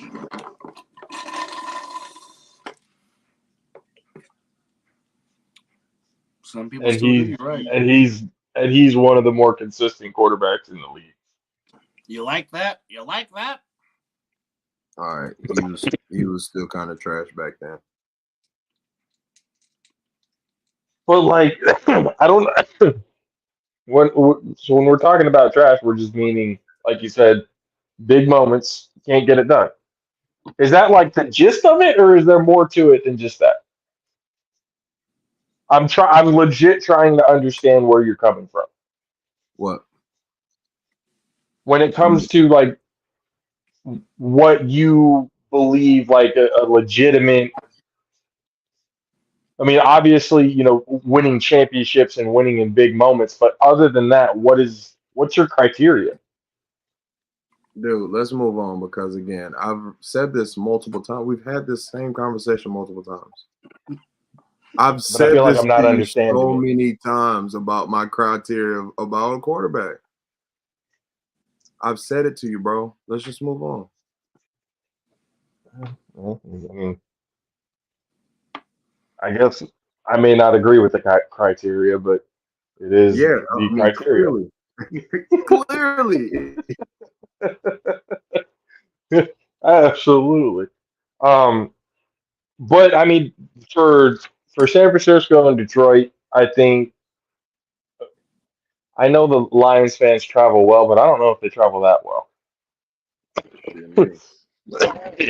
And I know 49er fans throughout these last few years have been traveling very well to away games. I don't think they're going to allow Lions fans to take over the stadium like that. Dub said you may get a sprinkle of them. I don't know if it's as many as y'all think. Man, y'all crazy as shit. This game right beside rent day. How many Detroit fans do you think are out here in Northern California? I ain't talking about out here. They finna fly here, bro. A 5-bedroom house is $1,000 in Detroit. A 5-bedroom house is $1,000. Mortgage. What you talking? They finna travel well. No, it's just jokes, fam. It's just jokes. But yeah, they travel pretty well, bro. You gotta think about it. They haven't been in the playoffs in so many years. So this is memories. To be able to go in and take over You're about to die. the number 1 seeds house, essentially. What did we call it? Gene Stadium. Jeans stay in great America. Yes, indeed. And To which, by the way, they did sign a new naming rights lease with Levi's, so it will stay Levi's Stadium till at least 2043, up there in Santa Clara, California. God damn. All right, so I'm gonna just use computer mic. 2043. Levi? Levi Stratus, bro. What's wrong with that? Get some 501s. Oh, nothing. I mean, Levi Strauss is a San Francisco staple and has been for many, many years. See, Yeah, San Francisco, not Santa I Clara. said it the Southern way. My bad. San Francisco is where the staple is. That's where I can I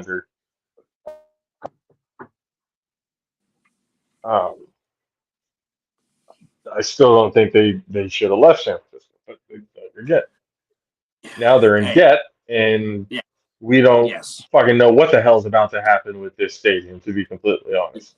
Yes. And y'all can't build a dome. That shit funny as fuck. Not in that area, no. They shouldn't build a dome, period. Football belongs in elements, damn it.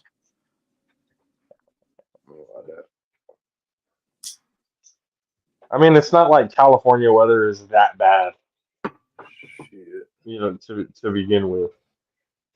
California weather is nowhere near like what Kansas City and Buffalo and what they went through. That's nothing compared to that. Not at all. Not at I think all. most people would love to play in either California or Florida. I will Best say this. weather out of all. I will say this. Nah, Florida. I would never play a game outside of Arizona in my life. There's no amount of money that can get me to play a game in sub 120 degree weather. The Cardinals. That's why the Cardinals did it for was years. able to. I'm sorry, Dub. You go. Well, I was just saying the Cardinals did it for years before they. Yeah, but they're in a dome. Yeah, I'm saying they played at old Sun Devil Stadium until they moved into the big toaster, now known as State Farm Field. And the A7FL wouldn't have been out in Arizona if Correct. it weren't for the fact that it's literally disgusting to just be alive. That raccoon came out at night, and we were like, and then we were like, yeah, like when else are you supposed to be walking around, bro? You're covered in fur. Mm-hmm. Shout out to that raccoon. For real, he stole a bunch of eggs. Yo, what if I went over there and came back with that motherfucker on my shoulder or some shit? You'd have been the only one outside. It would have added to the legacy of what was that weekend. Yes. Dub, you'll follow this immediately. Let's list the people who would have ran inside immediately. Me, Country K, Rob Fabian. No hesitation. Big Rob never went outside to begin with. No. Yeah, Rob said I came out. Big Rob stayed his ass inside the whole time. I'm not doing this shit again. You like, I'm good. Hey, that was hilarious. Hey, man, you brought me out to the West Coast for the first time in 125 degree weather. What the fuck? Man, Rob's one of those dudes. He sweats anyway. It's just like he's sweating. Like,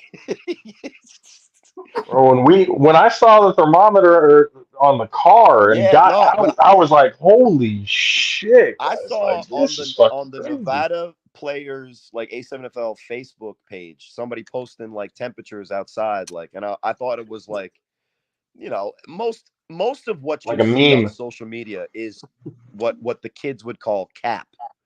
So when I saw 121, I said cap. No, fuck no, that's dead on accurate. Well, people don't understand is Arizona summers are hotter than Nevada summers, and people look at me with a cock eye thinking that I said no. I've lived in Arizona for a year. Arizona summers are way hotter than Nevada summers. The local people are just like, this is life, guys. What's wrong with you?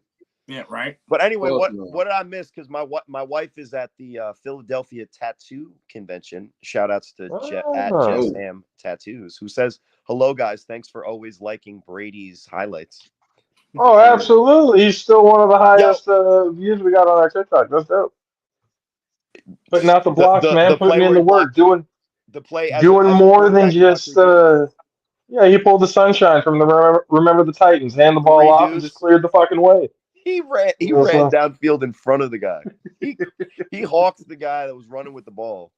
Could have just ran it himself the whole time, but he wanted to shit now.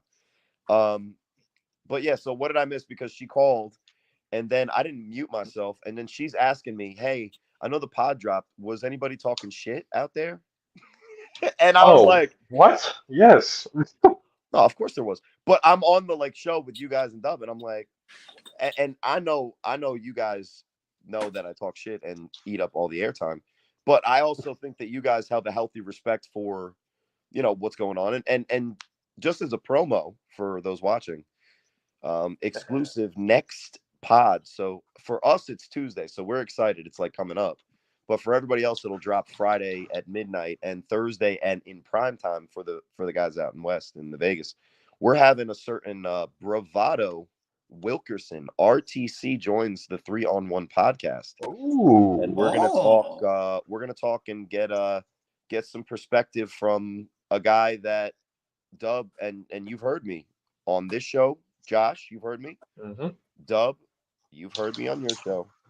Someone that knows a little bit about this little stupid verbal thing that we're doing back and forth between East Coast, West Coast, like this is the 90s and it's rap, which it's not. And I think Charlie Batch might be able to spit a couple more bars than myself. I've been out of practice. You know that Charlie Batch, the actual real one, was like that, right? He was probably out there like. Well, I'm sure he was.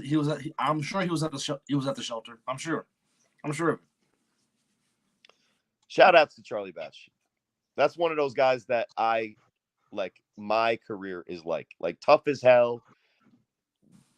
500 winning percentage. You guys are having RTC and we're having Corey Price on Tuesday morning. Yeah, Corey Price is. So, does anybody know where he's playing? That's a great question, right? So I would he's love been to ask doing him. the Price is Right podcast, show, Facebook Live, whatever you want to call it. And he's done he's done his thing, and he's been making a little brand for himself. It's interesting the type of engagement that he gets with our league, and if you look no further than his highlights to see one of the most electrifying athletes in our league's history, especially in that nice little window that Rob kind of calls the HD era. Rob has all these names for it. I didn't watch as much film as he did in the playoffs because I kept getting knocked out before I was an announcer. I was like the guy. I was like, man, fuck them. I ain't We've seen the highlights. You're on a lot of thumbnails. Of who? Of a lot of like the biggest hits and everything. I was like, you're on a lot me? of thumbnails on the internet, right? Yeah.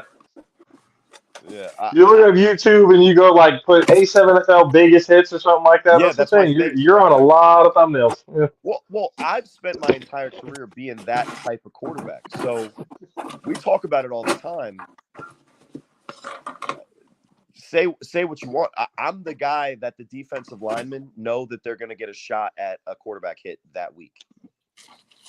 The rest of the weeks, you're playing guys that are trying to do the runaround thing, and we're going back into the archives.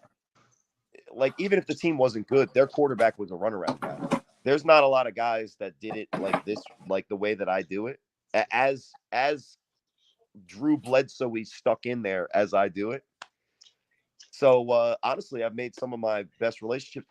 Shout outs to Big Mo Ramadan. He was in the news in our pod. He's coming back, and that's a big thing for the U. Also, but I don't know how we got from NFL to A7FL, but I've also there's comparisons for certain things, so that's why it's up. And again, we go off on these side roads all the time, so it's more than okay. Well, I think we ground the 49ers into a fine powder. What about what the Lions really are and what their chances are in this game? For them, I mean, I've said it plenty of times. I've probably grinded this into powder enough as it is, saying that the Lions have that team of destiny type of feel to them. They've bought in. They've bought into their head coach. Jared Goff is playing out of his mind. They have a great running game. Their receiving core is up there. Offensive line, Dub said it's one of the top offensive lines in the league. Defense is no, I mean, they're not like I would consider a top three or top five, but they're up there when it comes to,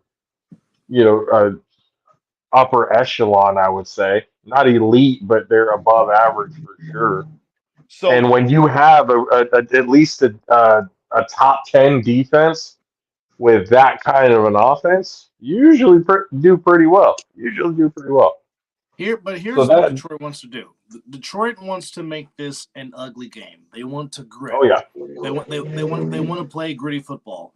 That's the type of football that they play, and if that pace favors them, they stand a very good chance to win this game because they want to wear you down, grind you down, and just play ugly type of football. And they are a symbol of Dan Campbell because that's the way Dan Campbell played all the years he played tight of the NFL. That's what Detroit wants to do. And if they can control the clock with that run game and that offensive line, Detroit stands a very good chance because I mean, I think limited possessions might play a huge role in this game. And I think time of possession might play a huge role in this game. So it's definitely only about temporary. It's only temporary, Jordan. Don't worry about it. It's definitely about ball security and type of play and pace of play that's going to decide this NFC Championship game. I really believe that. Well, and I think that you guys said it without saying it. The 49ers look like a better team on paper. The team concept that the Detroit Lions play with makes them a really tough out against anybody. It's interesting because I think, let's take it back to the A7. I want this to happen week 1. Insomniac's Force, because let's just play this game. I don't know who's playing running back for the Force. I don't know if Voodoo Reek is back. I don't know if they're going to get maybe Moncrief. I don't know, but let's say they do it. Let's say Coach Mack is still building. The Force to me feel like a team like the Lions where it's multiple year process. You learn how to win. You trust your quarterback. You put your team in a good position. You solidify offensive line, defensive line. Do the right things as an organization. Now, I don't know if the Force can do the things on the offensive line that the Insomniacs can do. Because in my opinion, that's what separates the Insomniacs because they do have better wide receivers. But even without Davick Clark, they still dominate, right? Correct. When Munchie just chills, they're still going to win the game. And then he comes in and he has 4 touchdowns, right? So they can easily get 190 yards rushing with just RTC. But they get 250 yards rushing by splitting it between him, my guy, 1K Tay, and then who's the new guy? Juice, Richard Washington. Yeah, so cool, cute. Maybe one of those guys, especially the new one, could have played on the second team in Vegas, been the number 1 running back for their team, gotten more yards, more attempts, and less ability potentially to be like, we're better. Fucking bullshit. Anyway. This is never going to be what let the go. 49ers are. And the Ever. 49ers are the team that if they play their way, they're probably going to beat the Lions. So when you break this down, I think that what it really will come down to is the play of Jared Goff. Because we know what they're going to do most of the game is they're going to try to run the ball, keep it balanced, set up play action, hit something to St. Brown, Equinemius. Thank God I don't have to announce that name. Amon-Ra St. Brown. Amon-Ra St. Brown. Oh, no, I said his brother's name. Yeah, Amon-Ra St. Brown, actually, I can say. But St. Brown, right? It's funny. The Detroit Lions now have the receiving core. Guess what? These are all the same receivers. They just have a better offensive line. So these same receivers that have been there for probably 2, 3, 4 years, a lot of these guys. Yeah. And now they actually look better because the quarterback has more time. They have a great team concept, and they figured out how to win this year. And that's the journey. And that's what I would like to see A7FL teams do And what the Bills should continue to do and not give up on Josh Allen because Country K doesn't like his face either.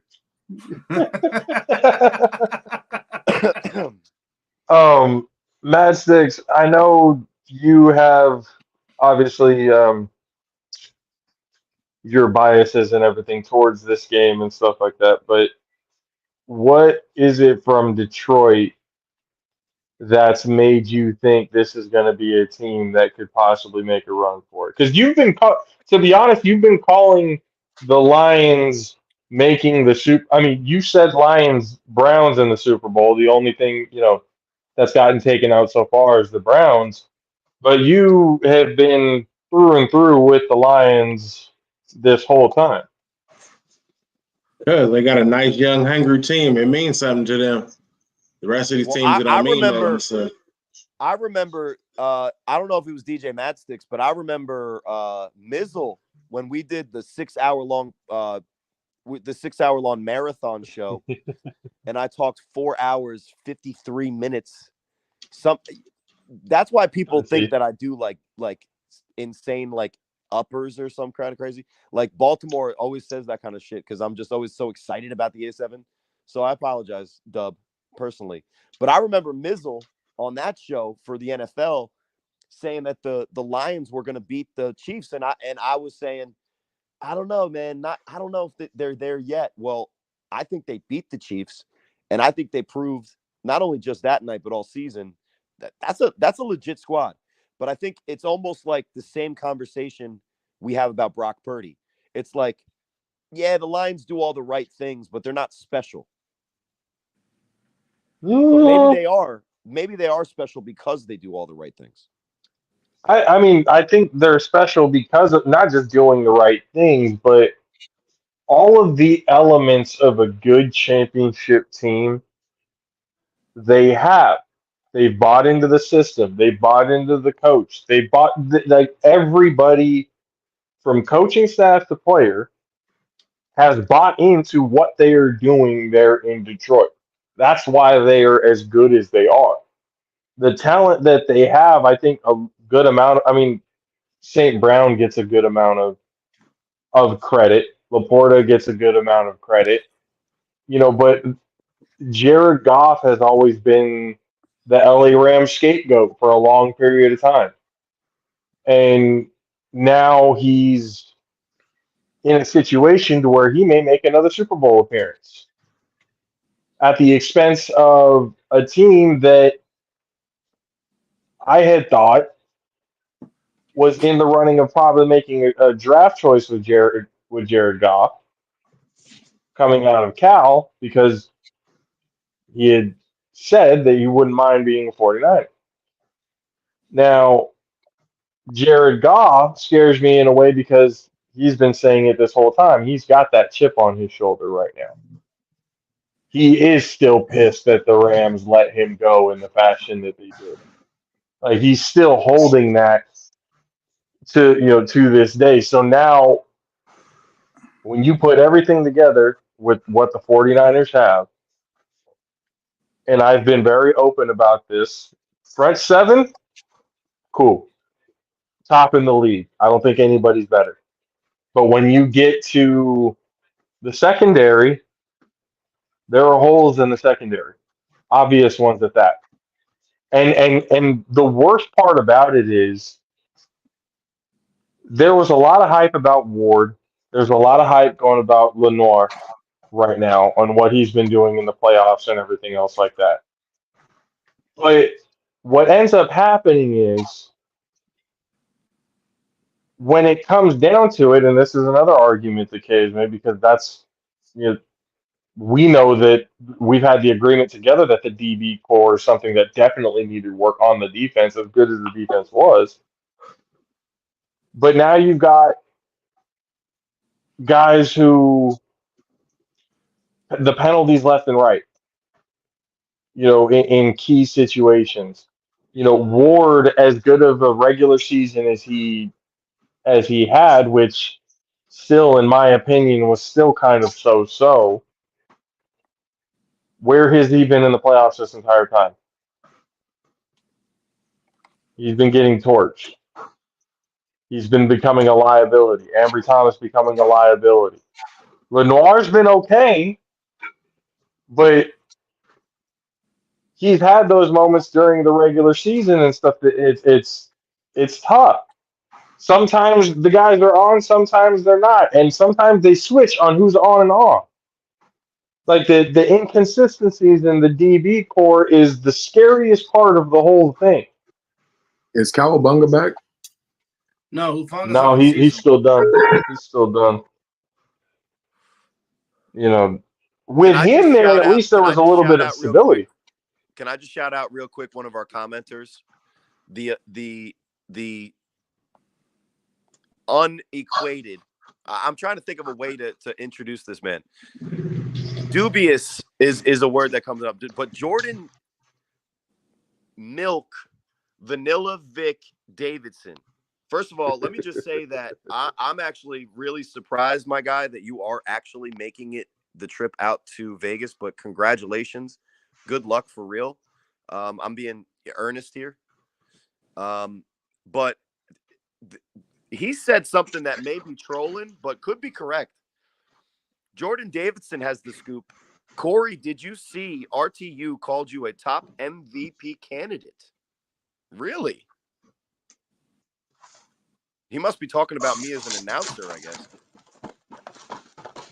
I was about to say that's news. RTU's my guy. Anyway, but shout outs to Jordan Davidson. Good luck in Vegas. I don't know. I was just trying to engage with the fans if he's watching still. Well, Corey, I don't think you're going to go 0-7 again this year. I don't think. Me neither. Neither. I think you will experience the thrill of victory a few times this upcoming season. Who do you guys think had more? Who do you guys think had more passing yards in the regular season this 2023 A7FL season? I'll play a game with you. The Snow Tribe or Corey Hammond? I'm gonna say Corey Hammond. I know the answer to this question. Ding, ding, Correct. ding. Darnell Richardson or Corey Hammond? You.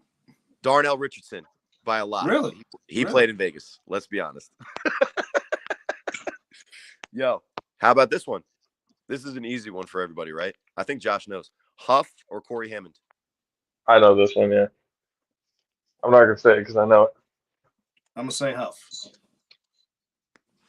You would be wrong. You have more passing yards than Huff, really? Yeah. Huff played with the Animals, don't forget. This is true. And he also, when they would be up, he would kind of, hand the ball off, run that read option. He's also a threat in the ground a lot more than I was. I had 80 yards though on the season. I had 2 touchdowns. You also had a what, the quarterback sneak? A grown man quarterback sneak touchdown against the BIC. Yes. To which Matt had one of his most passionate touchdown calls when you scored. Yeah, that was such a clown show, though. By the way, I'm also here to bring the cheers. You definitely play linebacker. Crazy, though? I don't get it. I really don't get it, guys. But he did also play linebacker. The Boston Omegas averaged in their games where you knew it was going to be a blowout.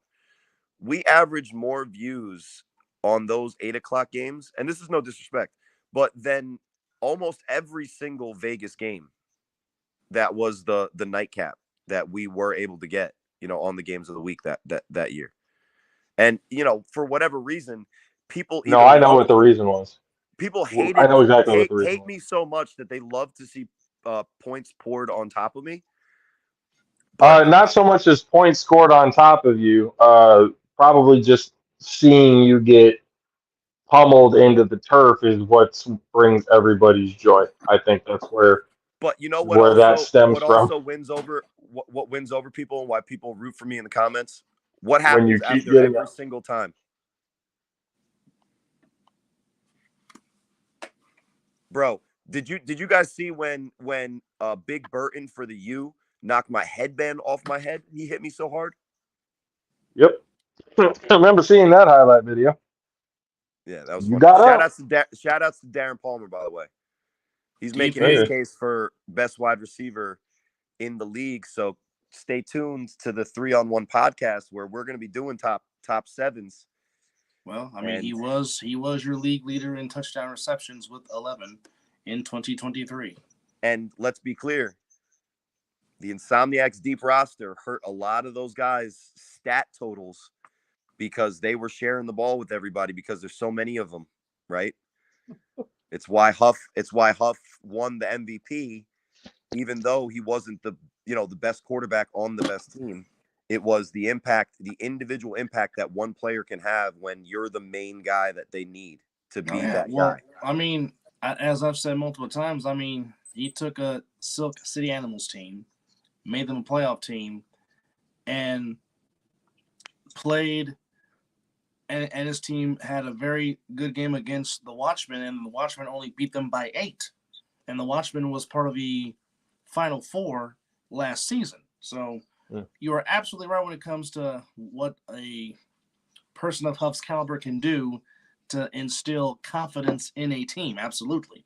I think what's lost on last year is how good the Watchmen were. You guys have no idea how good that team is. We had heard it from you, or at least I had heard it from you from a weekly basis on the show, because that's what you guys had. I watched the playoff game against the U when they won 32-20. Yeah. Oh, they mollywopped them. They were the U's worst matchup, and that's what happened in the Northeast is that there was matchups when the offensive line didn't show up for BIC that was promised. Which, if you watch the 2022 film, they have a dominant offensive line. When they didn't show up, the U became a bad matchup for BIC. That's why they were able to win that matchup. Plus, Kareem Moon in clutch time, when you give him a chance, he does special things that you can't calculate.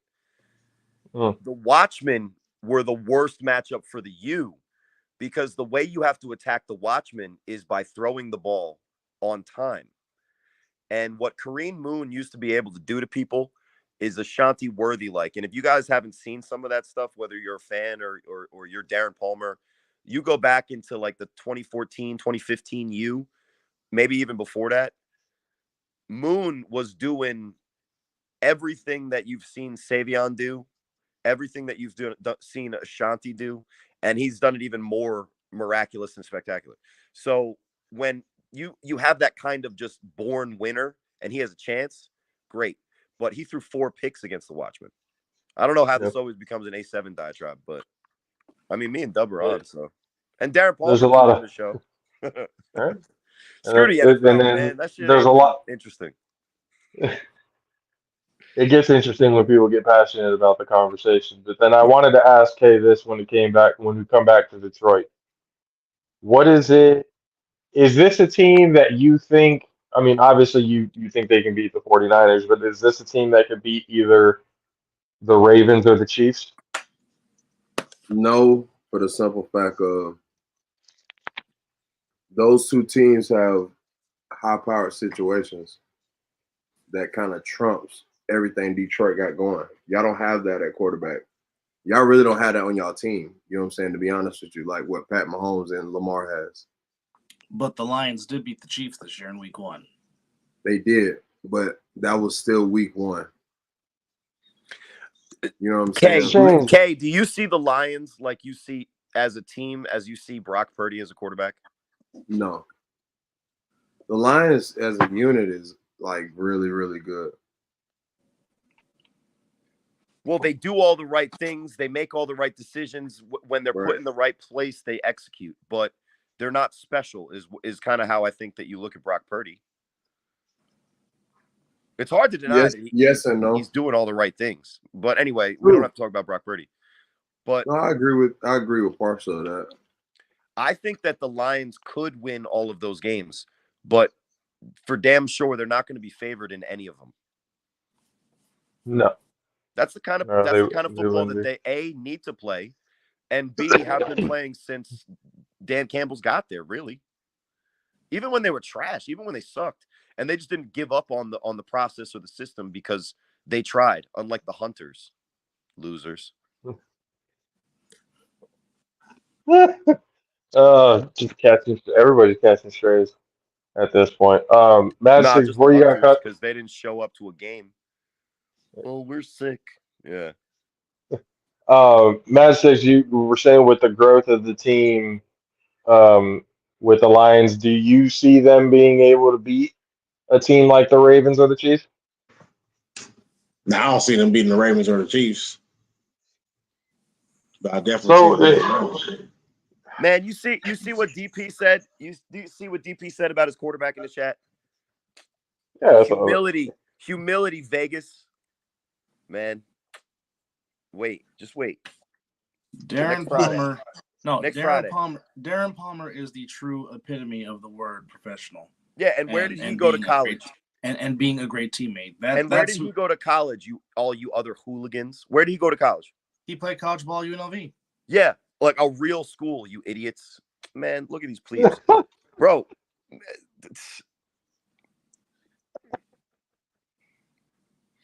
If I told Cole Gardella right now, Paradox Universe Corey Hammond, you know him well, Dub. If I told him to run the stats right now, I bet you Darren Palmer's stats are fucking disgusting compared to, whoever your favorite wide receiver is in the Vegas division. If it's not him, you know what I mean? And that's not saying anything negative about those wide receivers that are obviously really talented and really good. kind of sounds like it. No. I'm just saying the stats. Listen, I bet you Darren Palmer wishes he was as tall as Davik fucking Clark. He would have went to fucking USC, not UNLV. Dude's nice. I was gonna say, how big is how tall is Palmer? Like 6'1". Yeah. That's still not like. Nah, he's able to be a D1 wide receiver, but you put Darren Palmer's skill set on a 6'4", 6'5" guy.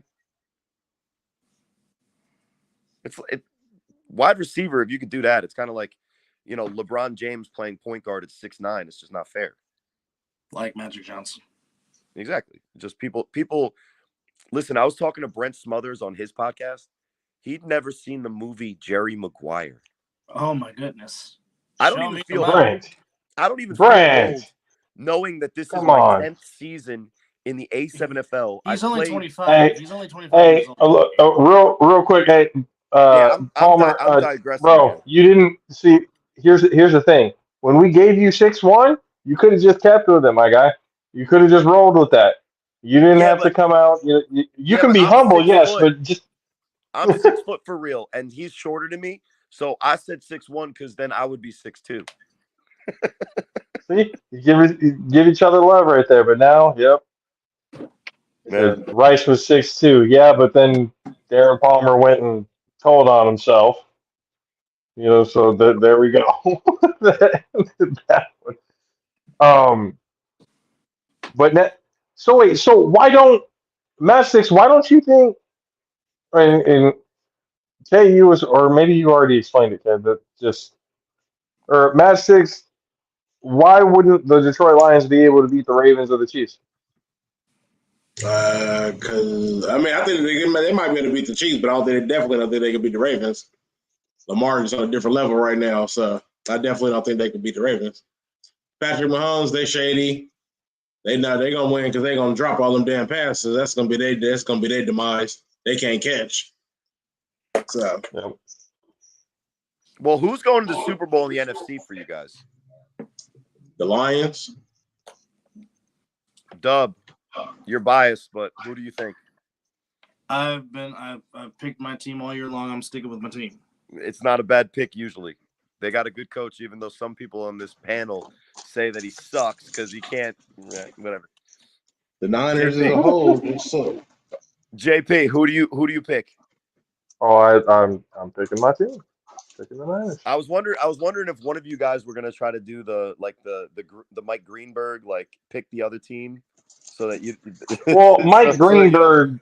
Mike Greenberg roots for he has actively been rooting for the Jets. So I think he's dealt with enough to be able to know when his team stands no chance. Yeah, but because he roots for the Jets, he latches on to like a certain thing going on. Like it's usually a storyline because he's a journalist. But anyway. So does Rich Eisen. He roots for the Jets too. Yeah, well, how does that go? How does that rooting for the Jets thing go, DJ Madsticks? Don't even get They me go started on the perfect. goddamn fucking Jets. Country K, who goes to the Super Bowl in the NFC? It goes perfectly well. The Lions going to the Super Bowl. What about Country K?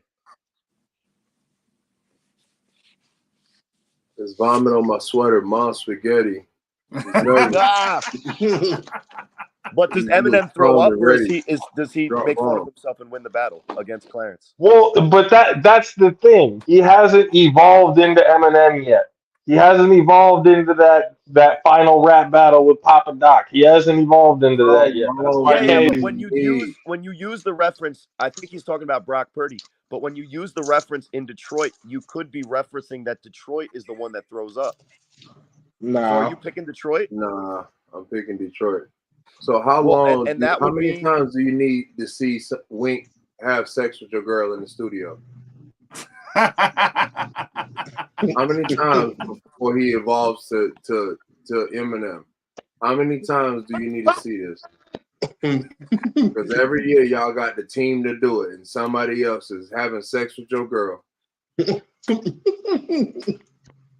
Well, that would have been true.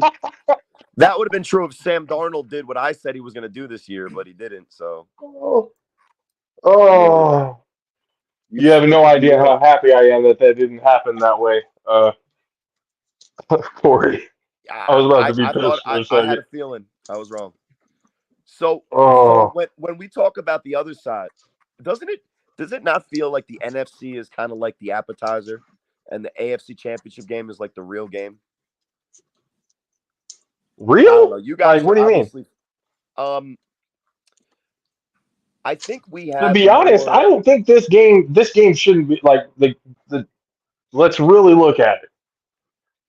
There is no reason why the Baltimore Ravens shouldn't be winning this game by more than 14 points. There is one reason specifically. If the only name that's about to be said right now is Patrick Mahomes, that's not going to be enough against this team. No, but here's a big blow for the Chiefs that just happened today. Joe Thuney, their All-Pro guard, he is not playing in this game on Sunday, and that is a huge, huge, huge loss for the Chiefs. Clowney's about to have a fucking field day. And not to mention, one of Lamar Jackson's favorite targets is also returning this Sunday in All-Pro tight end Mark Andrews. So there you go. So everything's lining up, huh? How's that worked out for people against Patrick Mahomes traditionally? Well, Patrick Mahomes traditionally had receivers that could actually catch a football. Not last year. Not true. Last year was a hell of a lot better than now. Well, they lost too. Not true. He had Tyreek Hill. He defending champs in the Super Bowl. Well, that was the Super Bowl that he lost against y'all. Well, that was the one that they won. After he beat y'all, though. They won the Super Bowl with less talent than what they had before when they won the first time. But those receivers at that time were at least catching the fucking football. They've been getting away with shit really like I still think the NFL script is calling for Travis Kelce and Taylor Swift to kiss under the fucking confetti. But, I mean, we all know it's going to happen, and every NFL fan is probably dreading the moment that it does because that's going to be on the cover of every Sports Illustrated magazine, every headline, everything that you see on social media. It's not, the Swifties are going to have their motherfucking day that day. That people give a shit about her. You guys. I'm not saying that. I'm not saying about like. I'm saying that that's what the NFL wants. I came up like you shined a bat symbol. It's not someone's fault if people care about other people. You know what? No, that's fine. That's fine, but the NFL also cares about the ratings that comes with that. So that's where that goes into the financial aspect of it all happening. The fact that it's happening, their relationship, that doesn't bother me whatsoever. Bro, you think? Do you really think? So Josh, you played football too. You really think the NFL scripted? I think it's a funny joke because sometimes it's scripted. No, like I all honesty, like the whole scripted running joke is You couldn't the pay me ones enough the ones to who be a quarterback actually that sucks on purpose. No way. Fuck you. I'll do that on my own. Like I'll throw my interceptions on my terms. like I obviously it's not scripted for the people who really actually think it is. It is a funny It's joke. It is a funny joke. It is a Um, funny joke. I understand that. And I understand how things happen that you wouldn't necessarily, because, and I've said this before, some of the best stories that have ever been told are in sports, whether it's football, whether it's basketball, whether, baseball, even soccer or, hockey. Some of the greatest stories that we can tell, either put on paper, put in the book, put on the TV screen in a documentary, you get your inspiration from sports. So that's that whole thing there. That's where it all comes from. so, but And a lot of things is that that happen in sports happen organically like that. That's what makes it so. That's what makes sports so captivating. The fact that you can get stories like this because of how things go. But it but doesn't mean it's scripted. It's well, yeah, and when you look at this just good game, right? TV. When you look at Kansas City Chiefs, Baltimore Ravens, I think it's interesting because it's almost a mirror of the other game in which it's, you know, team concept, do all the right things, tough guy head coach versus offensive genius head coach. And of the two teams, who's who's who's going to be able to draw up a game plan that's going to give their team an advantage? And I think if we look at it and we say that the Baltimore Ravens have on paper the better team and Lamar Jackson's playing out of his mind, then you also have to give credence to, I think that when it really comes down to it, John Harbaugh is not going to draw up something to give Lamar Jackson a wide open Mark Andrews on the same routes that Andy Reid invented for Travis Kelce and shit. That's what wins Super Bowls for the Kansas City Chiefs recently, in my opinion. Yeah. So I think that that's why they are a team that, if I were the Ravens, I would be pissed that was the team I was playing and not the Bills, because I think the Ravens match up against the Bills and would dominate. I think that when it comes down to it, I also like this Lamar question better here. win, or all the running back shit comes back, because these people are idiots. So, do you think when there are 7 game championships in other sports, like baseball and basketball, they lose millions of dollars not going all 7 games? I mean, that's also been That's a stupid too. How many times that does a finals end in 5 games or a sweep? Remember those Nets it's happened. teams in the It's 90s not that I was impossible. wishing would beat the Lakers and they didn't? Yeah, they got swept by the Spurs. It's again, it's not impossible. I understand, and trust me, I've heard. You hear that conspiracy all the time, especially when it comes to basketball. You Yeah, make more money it's the when you same go more people. It's the games. same people that will tell you that something about Q and an election that wasn't. It's the same shit. Like, go back You to know, your basement. Go back to your mom's basement. It's okay. Stay down there. you know, yeah. Stay down there. So I understand where the aura of it all being scripted comes from, and there's also been proven cases, especially the NBA, of referees and stuff like fixing games and all that kind of stuff happening. Well, that's There's true, but the proof of players that still got stuff to has make the happened. plays. Exactly. But you do also have things that happen historically. Baseball, you got to go back, over about 100 years to remember when the Black Sox got banned from baseball because they, were shaving points. It's not impossible for players to shave points. It's happened before. So I think the word scripted is really like the term for everybody else, like the greed that they're going through, that they do, that they're willing to do. I wouldn't say it's scripted, Yeah, it's but it's when you go full somebody. scripted, it's flat Earth.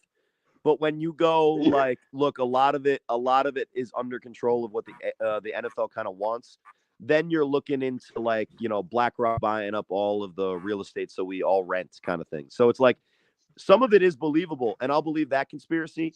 But the Earth is not flat. The election was not rigged, and the DOJ is not unfair. Just when you commit a crime, you do the time. I thought Republicans would know that. But we all got a pretty good idea of who everyone's really going for when it comes to the NFC Championship game. The AFC Championship game is what's running a little bit more interesting because again, they're the aura around Patrick Mahomes, but then again, the Ravens have been playing, good. Lamar's been playing out of his mind. So who are we thinking here when it comes to the AFC Championship game? Is it universal of Ravens, or is there some outside hope from, or maybe not hope, but feeling from one of y'all that says that the Chiefs are going to win this game? Well, for me, and I was going to mute but I'm going to give everybody a chance to stay on mute, I guess, for half a second more. But for me, it's like, remember when the New England Patriots would go on their playoffs runs and they would hate to run into like the Ravens specifically or like the Steelers, and it'd be like, that's the game that they lose all the time.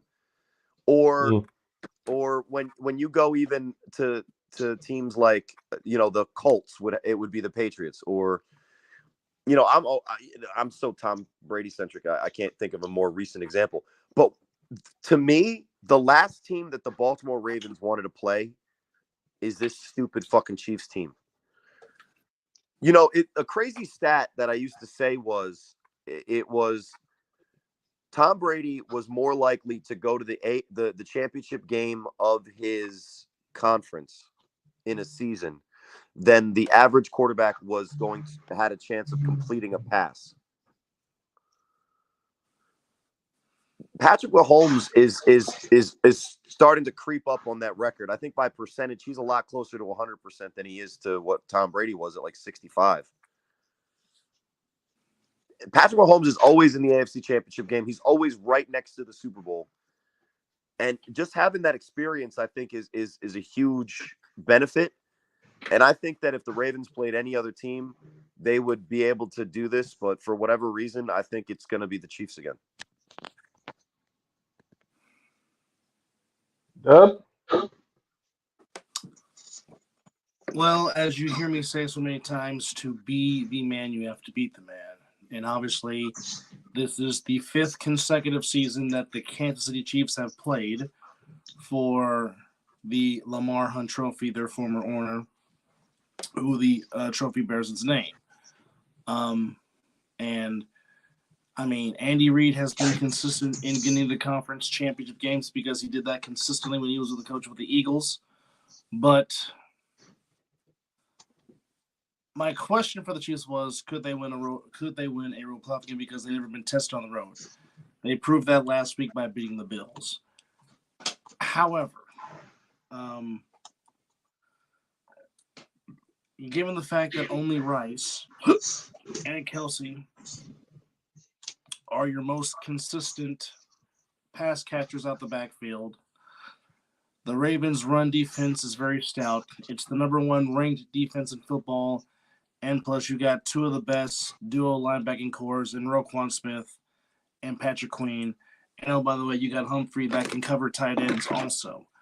This is a game that Lamar Jackson has foamed at the mouth for because Lamar Jackson is obsessed with wanting to win a Super Bowl, let alone appearing to get in the Super Bowl. Not to mention, I think the biggest factor that we're not talking about is the fact that if I need a kick to be made, I have Justin Tucker. And that's a huge, big X factor in this game. I give the Chiefs all the respect because, like I said, they've been the standard the last 5 years in the AFC. 3 out of the last 5 years, they have represented the AFC in the Super Bowl. But I think if someone's going to get the Chiefs, it would be the Ravens now. I've been calling for a Justin Tucker walk-off all year. I haven't gotten it yet. I think Sunday I finally get my Justin Tucker walk-off to kick the Ravens to their 3rd Super Bowl appearance in franchise history. Can I just say that Charlie Batch doing your NFL coverage and all the notes he's taken, he's doing a fantastic job, Dub. Keep him hired. Your doppelganger is doing you up. Wait, how to does put in Dub perspective, know? How is Dub able to give you that perfect of a take? And he watches football literally in front of him in Vegas at Bonanza Stadium. Check out this Sunday. I was gonna do a Dub voice, but then it would almost be like it would sound. It would be offensive. Dub I pays wouldn't want to attention. do offensive things. Dub always keeps his ear to the streets about what's going on in almost every aspect of sports. This man's like he's an underrated encyclopedia we're looking at right here. For real. The way he retains information, it's pretty wild. I'm not gonna lie, Dub. What was that show? He's the Schwab. Like, to be able to keep up with all of the information, like, hats off to you, my friend. Good Lord, that's a fucking gift. I switched. I never do this on a take. If I make a take, I'll live and die. I just switched. Ravens are gonna win. But I mean, to put in perspective about especially the Ravens defense, the last time the teams that have put up the numbers that the Ravens have put up this year were the 85 Bears and the 2000 Ravens. And guess what happened to both of those teams? They won Super Bowls. They won the Lombardi Trophy. They are the epitome of the reasons why the saying of defense wins championships is there in the first place. The Ravens have that type of defense, and because they have somebody as talented as Lamar Jackson, it's hard not to choose them as heavy favorites. Matt Six, any outlook on how this game goes? The Ravens gonna win that one. Lamar gonna win. Lamar gonna get his first trophy this year. So that's where I'm going with that. Just Lamar Super Bowl is in the works. Yep. Okay.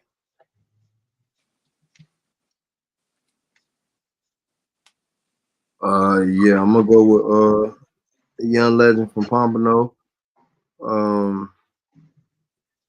I agree with the overall take. I do believe that the Ravens, though, I feel like they're gonna score in every possession. Like, I feel like that's how it's gonna go for them because they have Tucker and his range is so vast. I think they're gonna score in every possession. Whether it's 3 points or more. Crazy. It's gonna get crazy. And not to mention, and we keep forgetting this, the Ravens ran for over 200 yards last week against the Texans. And I know, yes, statistically, this has been the best defense the Chiefs have had in this run that they've gotten to at worst, either appearing in the Super Bowl, winning Super Bowl, or getting to the title game. But just the relentlessness of way the Ravens just continue to run the ball. They don't go away from it. And I mean, that's a John Harbaugh staple. They're so relentless in just pounding you with the run. It's almost like going back to the Jamal Lewis days to where they would just pound you and pound you and pound you and would just impose their will and physically beat you. I don't know if the Chiefs defense has that physical capability to keep up with the way the Ravens like to pound running the football. And not to mention, Dalvin Cook has fresh legs. So you still got him that you can utilize along with Gus Edwards and along with Lamar Jackson. This team it's Lamar Jackson has built his career on proving everybody wrong. Yeah. And we've been advocates for Lamar. I have said, especially going to his Louisville days, watching Lamar Jackson, every year that I watch him play, from his college days into the pros, every single year he gets better and better. Yes, he does. He doesn't regress like others do.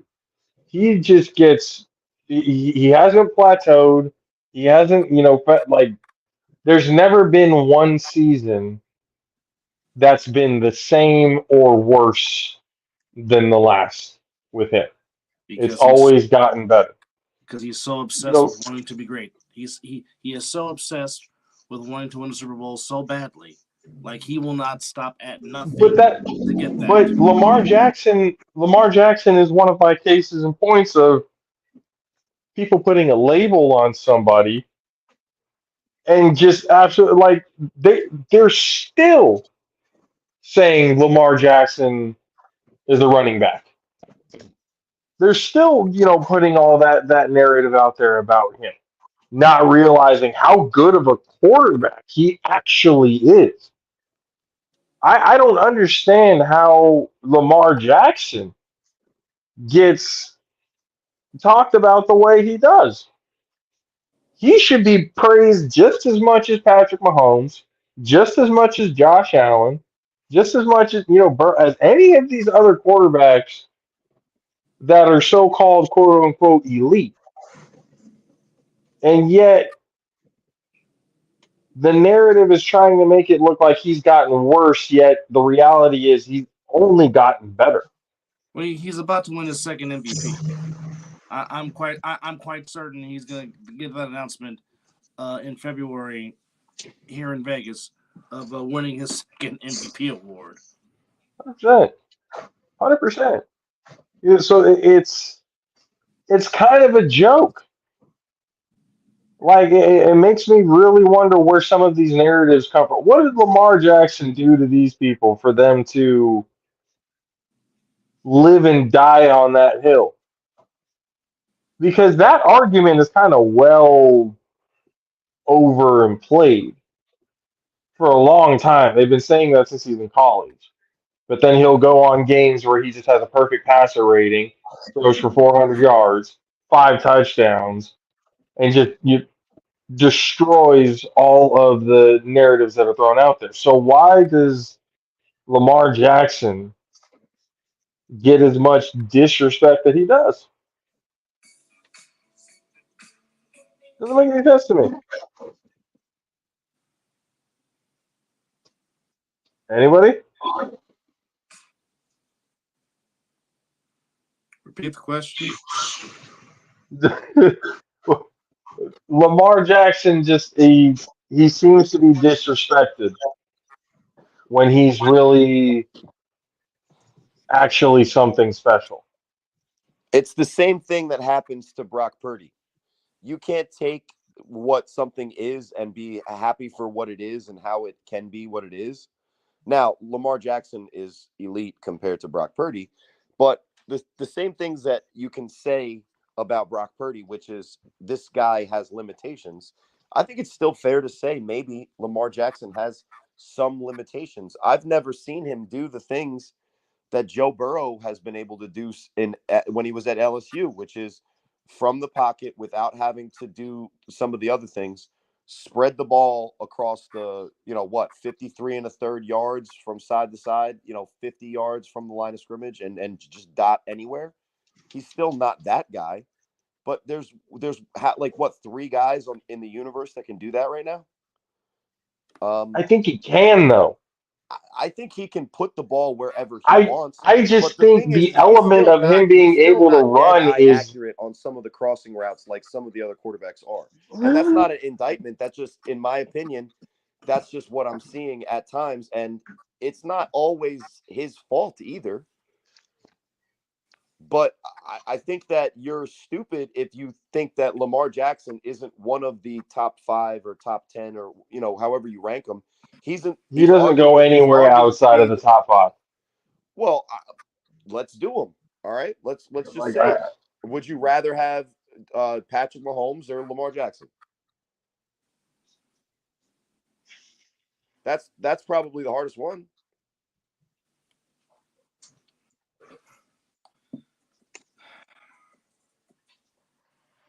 Are we talking about like right now? I don't know. I would just say Patrick Mahomes because I'd rather have him than Lamar The Jackson. experience factor is what goes into that. They're about the same age quarterback. Same age, yeah, but very different experiences in the league. No, one guy can win in the pocket or on the run, behind the line of scrimmage, and put the ball anywhere on the field and win. Lamar Jackson, unfortunately, just hasn't shown that. Lamar Jackson owns the middle of the field with his arm. That's why his tight ends and the mid routes and all that kind of stuff.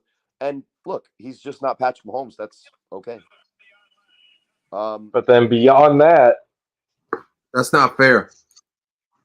Well, go ahead, Kay. it's That's also fine. not fair for the simple fact of if Mark Andrews had the same ability as Travis Kelce, we would be looking at Lamar in a different light because the amount of receptions and the amount of if Lamar Jackson won Super Bowls instead of Patrick Mahomes, then we would be looking at him in a different light. yeah, That's but really the all only it reason is. why he didn't win Super Bowls is because the inadequacy in his offense and his own Harbaugh is game. not an offensive minded coach, so No, they didn't and his mesh. own game. I mean, it's also part of who he's become as a player. Well, yes and no, because again, Michael he still had Tyreek, so he had one of the fastest receivers in the league. So he had a freedom with one of the fast receivers and the best tight end in the league. So he had the advantage to be able to develop with those type of weapons. I guess, as far as Lamar, he didn't have that. Look, I mean, when Lamar wins the Super Bowl, then everyone will not say a negative thing. And as soon as Lamar loses a playoff game, even after he wins the Super Bowl, people are going to go back to saying, "Oh, I told you," right? Because that's just who fans are. But realistically, who Lamar Jackson is I think there's maybe no, but I think the fact that that he is so athletic and is able to run is masking the fact that he can do what people don't think he can. Like I don't think it's for lack of trying or more like have to or anything else like that. Lamar Jackson is pretty good at taking care of the football. I mean, the thing is, He's able to he's very smart in his ability to run. He takes care of himself fairly well when he's on the run. He's very meticulous when it comes to playing the defenses. And he can play both sides. If he feels that he's got to throw it and go through the air in order to get it done, he'll do that. But if he also knows that he can torch you on the ground with his feet, he can do that too. That's the but beauty of what. Is it unfair to say that in his past playoff appearances that Lamar Jackson has underperformed? He's only had what, one, two? It's more than a couple. It's more than a couple. I believe he's had two playoff games. And to answer your question, did he play well? No, he didn't. But I think you got to give a little bit more leeway than that, especially when it comes to development and growth. I think it's this, guys. How many years did it take Michael Jordan to go from the most exciting player to watch in the NBA to the guy that was the unbeatable champion? It was a long time that he was scoring 55 for the Bulls, and the rest of the team around him wasn't good. But he's so special. It's all right. And being compared to Michael Jordan isn't a bad thing. But Lamar Jackson, just like Michael Jordan in those days, he has some things in his game that if he improves, one of which would be, in my opinion, is kind of like the game management stuff that isn't something that he can't do. It's something that sometimes he hasn't done when he's been called upon. And again, when he missed the playoffs a couple of years, we weren't saying that we would rather have Lamar Jackson than Joe Burrow or Josh Allen or the guys who were making the playoffs those years. I did. I mean, and the reason why is for the simple fact of my only pushback to your argument is because, which was stating my earlier point again in low key in a little bit more detail, and also kind of refute a little bit what Josh said. Lamar, not really the overall thing, but like what Lamar, he kind of had to run for the simple fact of, again, Mark Andrews wasn't a speedster tight end. He's not like a tweener. He's a tight end. You see what I'm saying? He's just a great catcher, but he's just a tight end. You get what And I'm saying? you know who we played But- with in college?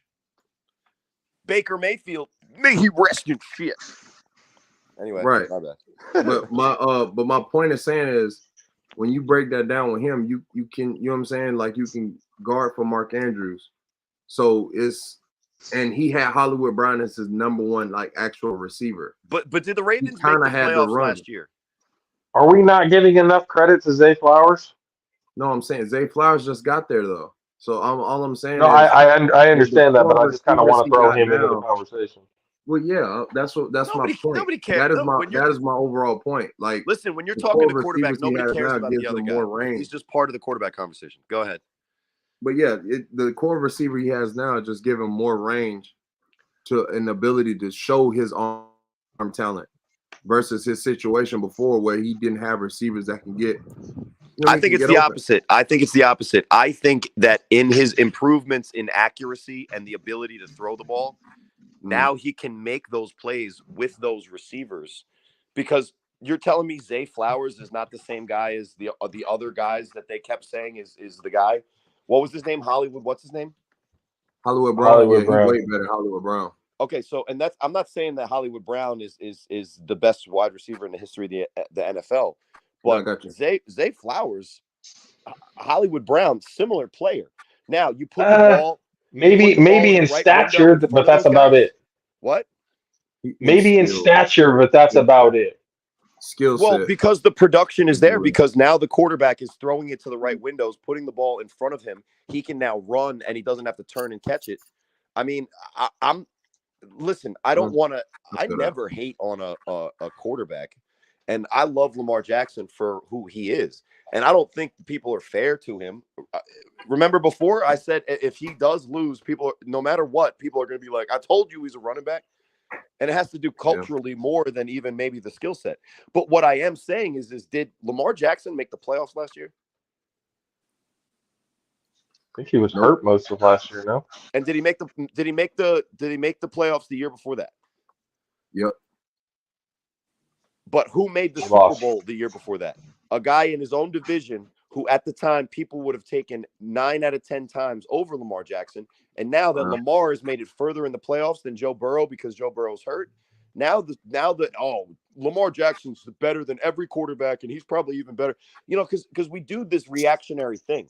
But what I'm saying is that the reason that he's got this hate all around him is that because people always look at him and say, well, you should be, instead of saying, well, what he is, what Lamar Jackson is what everybody thinks Michael Vick was. Michael Vick was a 51% completion passer. He never rushed for, he averaged rushing for about 700 yards a season. Now, he had the one season where he went over 1,000 and all that crazy stuff. But the people who we think Michael Vick was is who Lamar Jackson is. And I think that I can agree with that. I could agree with that. But that's what I'm saying. Like at this level, and that's where I'm saying, like, maybe I'm seeing it a little bit differently. But with Lamar, I think right now, sure, we can make the argument of, oh, he hasn't done this, he hasn't done that. Well, I mean, as time goes on, because he still is fairly young. I'll ask you this: if I had to do this, if I said that Lamar Jackson has a high ankle sprain, you could have him or Patrick Mahomes. Who are you picking? Both with a high ankle sprain? I guess you could do both. I know Patrick Mahomes is mobile, but he's not anywhere near as mobile as Lamar. So is the question basically, who would you rather have in the pocket? If you take away Lamar's ability to run, is he making it to the AFC Championship game as a quarterback? And maybe he is. I think it's unfair to say that he absolutely can't.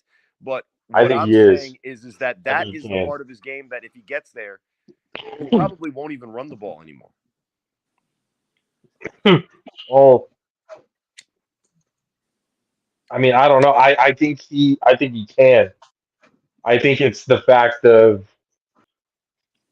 he knows what he can do. He knows. Well, the defense knows that he can do it, and that puts Well, pressure on but the the defense hasn't been and able to that stop makes shit. well. The thing is if you're calling plays for Lamar Jackson correctly, what you're doing to the defense is making sure that they know that Lamar Jackson can score if you make a mistake. So that means that the wide receivers and the tight ends and the running backs are now given better opportunities because there's only 11 defenders, and if you have to account for Lamar Jackson more than you would, let's say, a Matt Stafford, it makes the wide receivers a little bit more open. The tight end have a little bit more space. And especially where, because most of the time your spy is going to come from, the edge or the middle of the field. The middle of the field. And where does Lamar Jackson own? What part of the field does Lamar Jackson own, in my opinion? I'm pretty sure if you do the stats, and maybe not as much this year because you do see him completing those balls outside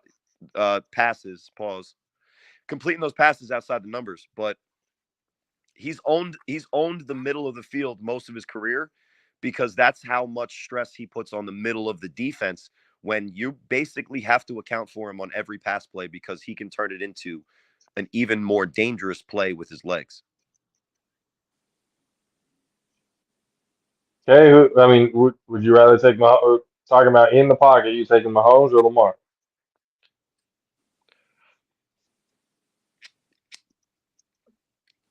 So for the scenario he produced, we've already seen Pat.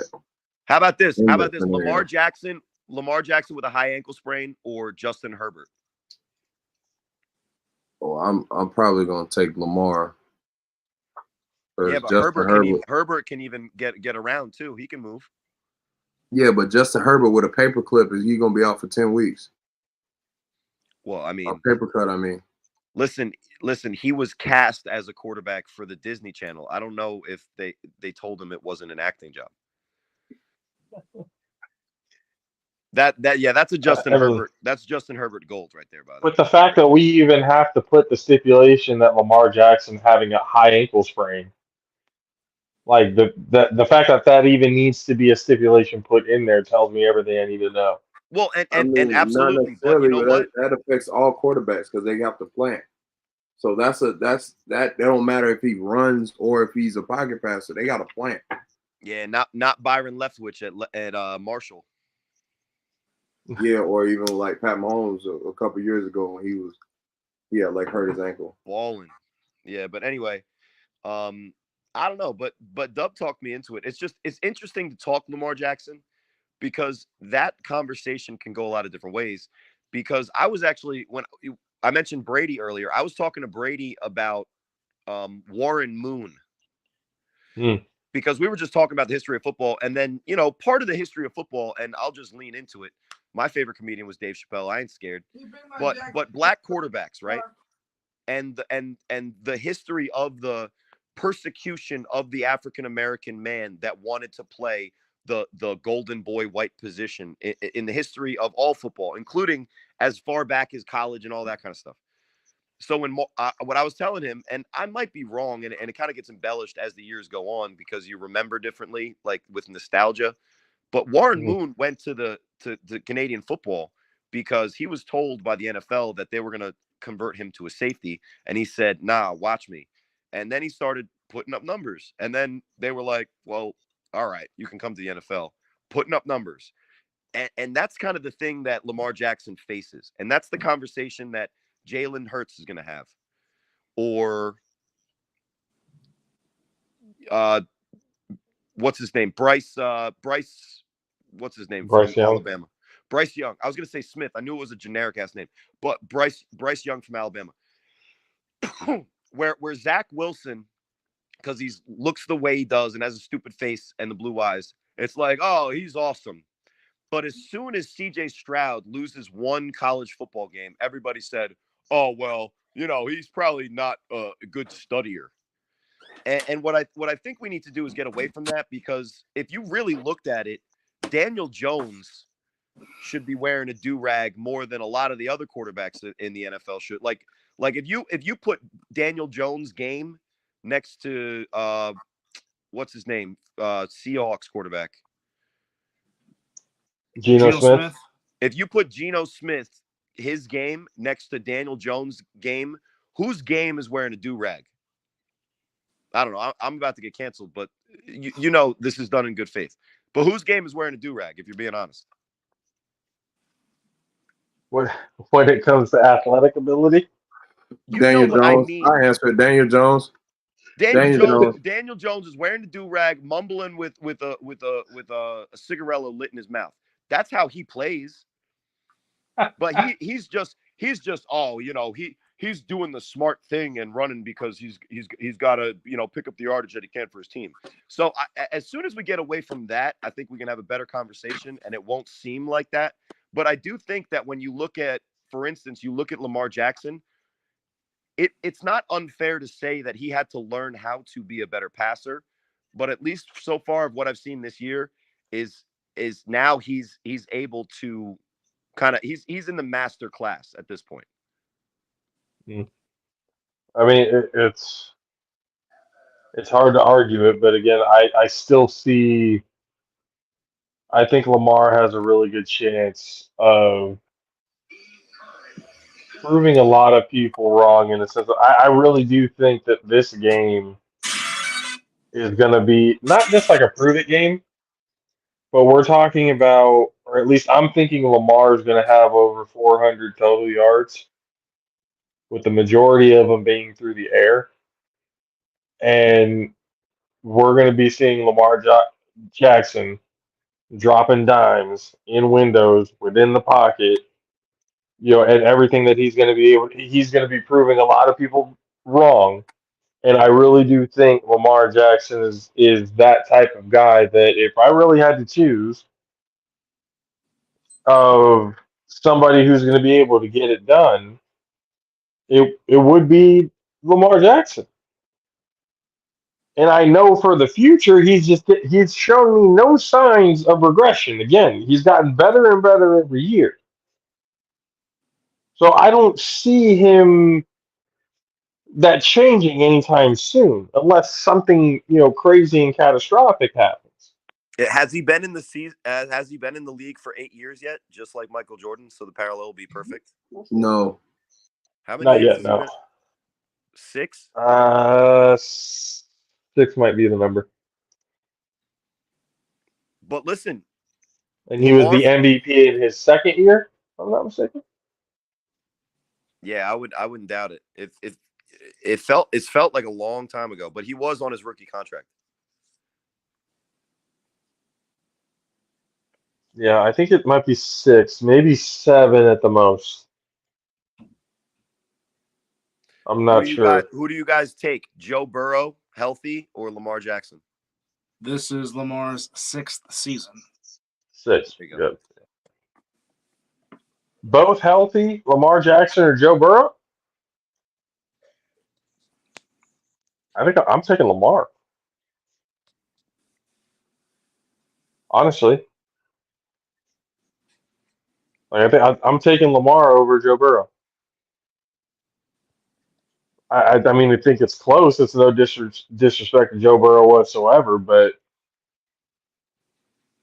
I think 100% because of the fact that Lamar Jackson can do everything at any point in time. And it's not like he's a dumb player and just plays with reckless abandon. He is meticulous. He is smart when he's out there. Everything that he does is for a reason. Again, he can take a little bit, less hits, but even in that aspect, he's pretty good at protecting himself. So both healthy, and again, this is just my opinion. I don't think it's really a question you go with Lamar Jackson over Joe Burrow. Yeah. Well, one thing Joe Burrow struggled with, and that's why he got hurt, and that's why he keeps getting hurt, is his offensive line is not very good. And he went. So if he had the mobility and athleticism like Lamar Jackson does to be able to get out of the pocket because the fact that he has a shitty offensive line, would have probably been able to help him. So you're saying he's supposed to have 1 out of 1 in the NFL talent to be able to get out that shit situation? I think not 1 out of 1 talent, just more ability to do so. Or No, he did get out of that situation by making a Super Bowl appearance and playing pretty damn well, I would say. With the team that I think everyone would agree was far inferior. He makes quick decisions. He makes the right decision. He's confident with his decision. His accuracy is unreal.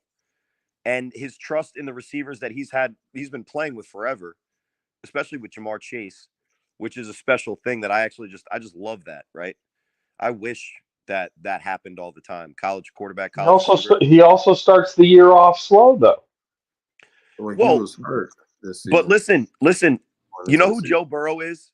Joe Burrow's the guy that went through the heartbreak and hard times and potential quitting moments, hunters, when he was at Ohio State as Mr. Ohio football, and there were what 3 or 4 guys in front of him in the depth chart. He transfers to LSU, basically has to start from the bottom, and then he becomes the player he is because he went through the hardship and fought through it, as opposed to joining up with your friends just so you can get an easy path to victory. Vegas A7FL. What? Nothing, Dove. I was waiting to see if Dove had anything for that. Don't want to get into that. Nah, Dub just lets me rant, man. No, I'll let the Insomniacs rebuttal for themselves. Oh, I'm sure they'll join the JAFFOs, all 16 of them. And none of them will make any sense because all they'll say is that they won the championship last year, which I think is the only fact that they can state. But I'll ask you this, Dub.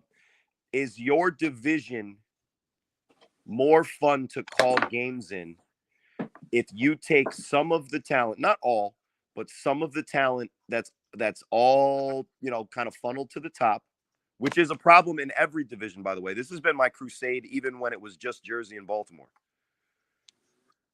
Would it not be a better Sunday for you to call games if you took some of the better players from the rosters that are clearly better, because you joke and brag about it on the other side of the ball and laugh that the third string is dog walking people?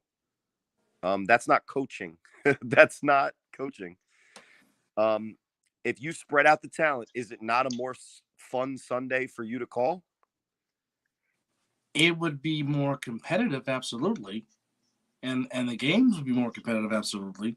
Because the last thing you want to do as a play-by-play guy, or even if you're an analyst, the last thing you want to do is basically 75% of your games, it's over by the third quarter. In Vegas, yes. How many of your games have been a one-score game when they finished in the fall this year? I don't think not a one. I think the closest. Is that an indictment on the way that, the vitriol in which any Vegas person attacks any Northeast person about calling the Insomniacs a super team? When if we were being honest with ourselves in 2023, if we list the 5 best players at each position in the Vegas division, yes or no, 3 of the 5 are almost at every position Insomniacs. It might be 5 of the 5. In wide receiver, it might be, but Darren Palmer There's wouldn't be. there's Darren there's Palmer is there's an definitely one art. of them. No, and that's completely understood. But that's what I'm saying. Arguments can be made For that 5 for 5. So if you don't like the term super team, then we'll go with the semantics that Coach James was playing, and we'll say that it's a powerhouse. Okay, fine. If the powerhouse were to have more competition, that would be a situation in which your fall could have maybe won by playoffs. One game that ended in a one-score game that was actually watchable until it was 0-0-0. I'll ask this: when the games of the week opened up in 2023 in the Northeast, which is constantly being said, all the things that are being said, and the defending champ BIC faced the Renegades, a mid-team. That game was a one-score game for 4 quarters. So cool. Mhm. Your friends are better, but I have a lot of friends too. I'm not scared to play them against them. I'm from the Michael Jordan era. Vegas has proven that LeBron is their GOAT.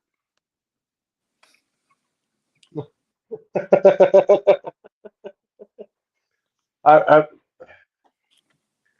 that's where in some situations, and again, this is all due respect to both sides.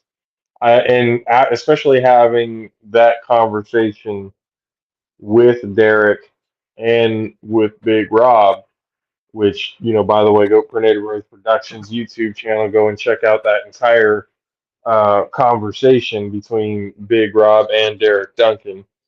Um, it when I heard Derek say the words, "The West is taking the East lightly,"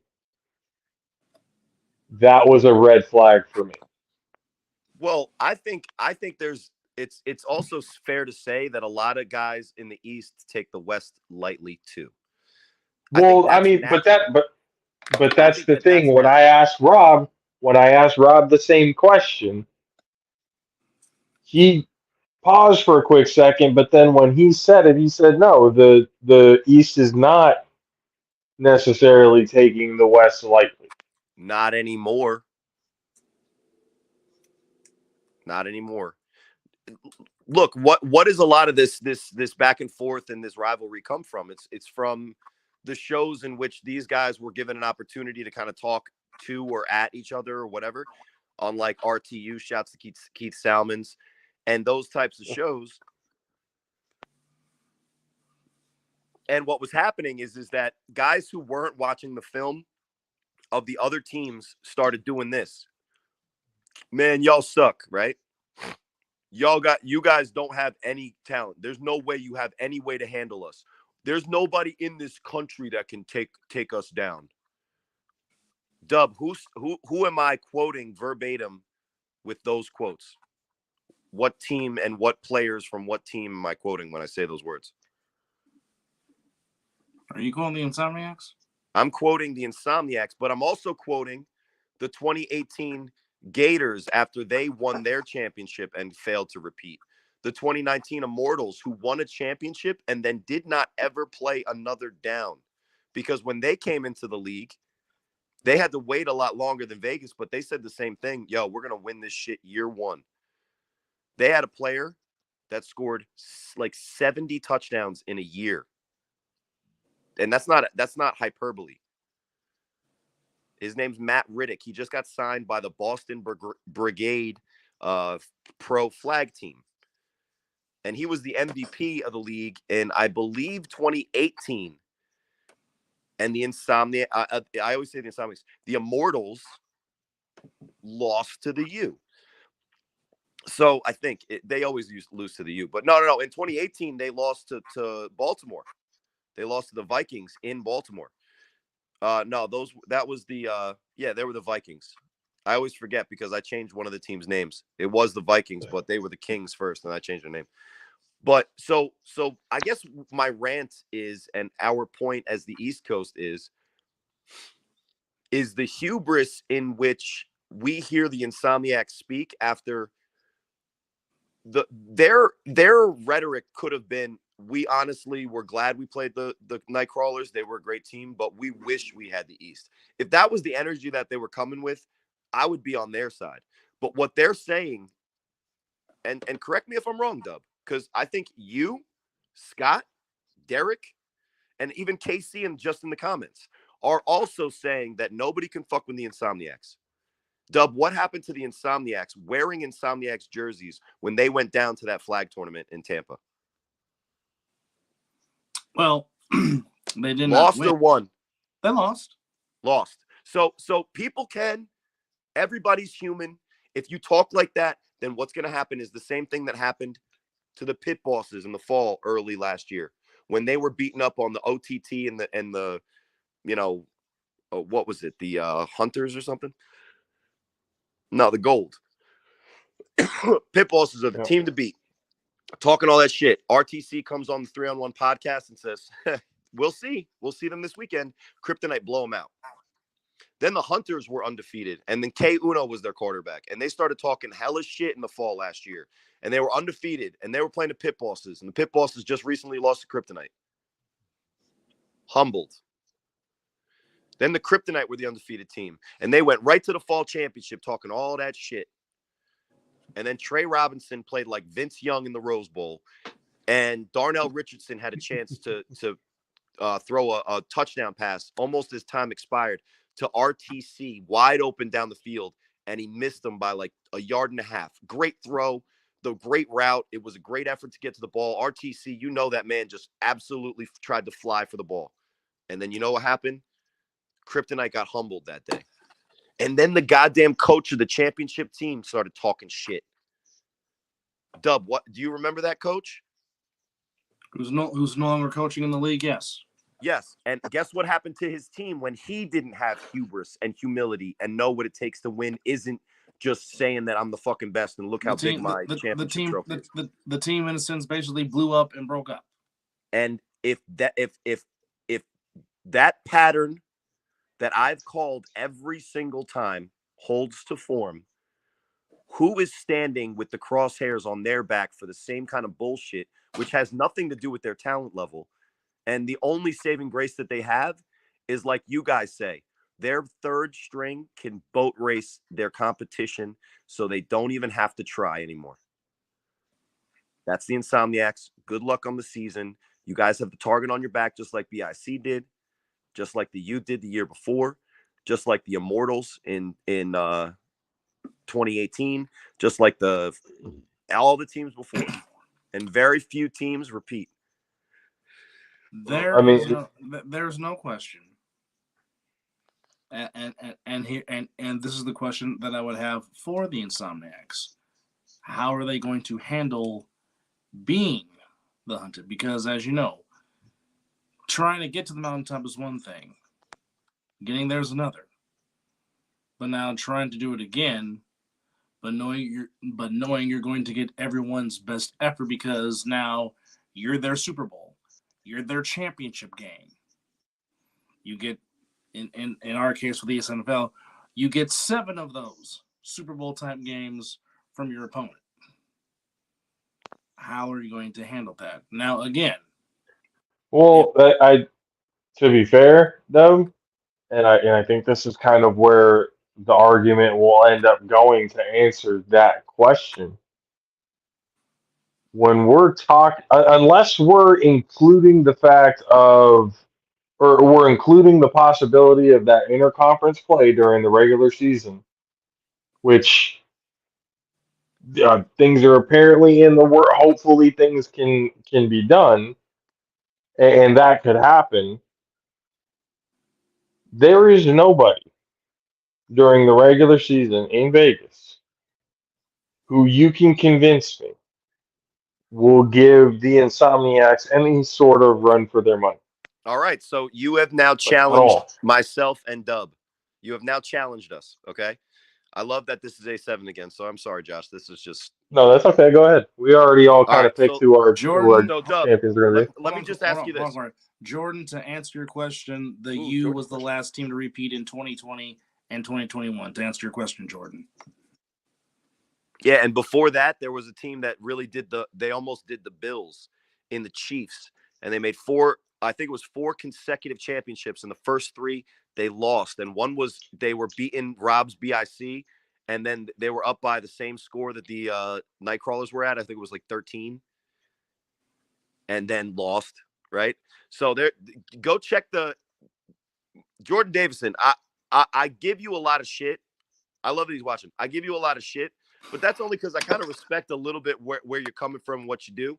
Because as much as I give you shit, I don't see you disappearing or falling away from it. So good luck with the Pit Bosses. Quentin Arianti looks good, but I know you can play other positions, so do what you can. But I also wanted to ask this, and maybe you can answer it, maybe not, because there's different perspectives on how people see things and how it goes. When you talk to the players who have had the opportunity to play against the East, their tune is very different than those who have not. Now, I can't really speak for RTC, but I'm sure he can tell you how good the East really is. Well, maybe he'll tell you Friday on the next edition of the 3-on-1 podcast starring Matt Ryan. But I don't want to do that yet. Let's do that in a second because I don't want to do the East thing. I want to do the West, where it's West Coast time, right? It's 1:00 here in the East Coast, so it's more normal for people to be watching on the West Coast.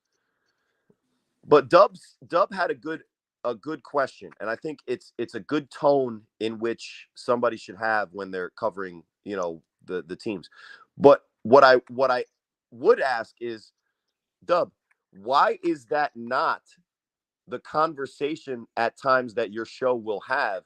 Because unfortunately, what your show has become is the whole off season long coronation of how great the division and the Insomniacs are. And what I think would be healthier for the division is you asking that question to put it in perspective instead of when I come on your guys' show, you let the entire panel attack my dumbass as if I'm not the Vegas advocate on the 3-on-1 to try to counterbalance it. But it's this inferiority complex that I think is showing through, that a lot of people have questions about the Insomniacs because they unfortunately were not able to knock off the champs. They beat the upstart cool team with a fancy, flashy style. They didn't knock out Apollo Creed. No, they did not. And I don't think that that's unfair to say. I think it's unfair to say that the Insomniacs are not a great team last year and they don't have a great roster this year. But I think there's a couple more people with a couple more questions about what all this pomp and fluff and, peacocking really means in the course of another completely new journey to a championship. And I always talk too much, so I'm going to just try to ask a question. But Josh said this: who in Vegas, hypothetically, you could convince him has a chance against the Insomniacs? Now, I have a couple arguments that I would like to make, maybe, but I would first like to hear from the guy who's been watching this entire fall and maybe saw like a chink or two in the Insomniacs armor that he might hypothetically, if all breaks well, because let's be clear, I think all of us would agree. To be complete, and some members of the Insomniacs and stuff like it may disagree with me, but I can already kind of see what the chink in the armor is. But regardless of what that chink in the armor is, nobody else in that division has what it takes to exploit that chink in the armor well enough to be able for any of it to matter. Well, that's Josh's take. What do you say, Dub? You would think, and this is just looking at paper, you would think that possibly maybe the Force or maybe Sigrid could possibly, I don't want to say be their equal, but try to give them a run for their money. Because when you go back to the first game, week 1 last year between Sick and the Insomniacs, with the final score being 42-39, that was Hagler Hearns. And that was, Sick was up 14-0, but the Insomniacs found a way to win the game, and then it was back and forth until the very end. And that was really a fantastic game to watch. Unless you really love seeing good tackling. Good what? Good tackling. Good tackling. Well. But anyway, that was both of those teams. That was their first game, kind of like together in the A7FL. Yeah, so I'll forgive that. I'll forgive that. But again, it's just the one thing I've seen from the Insomniacs has been at times they have gotten off to a slow start. At times they have turned the ball over and put the ball on the turf. Yeah, they turned the ball over a lot. They turned the ball over 4 times against Ohio. And that's what I mean, Doug. those chinks in the armor against a team like the U or the BIC, that you make that many mistakes against those teams, No, you can't do those you're against. getting you're Can't do- getting fucking boat raced and mercy ruled in the third.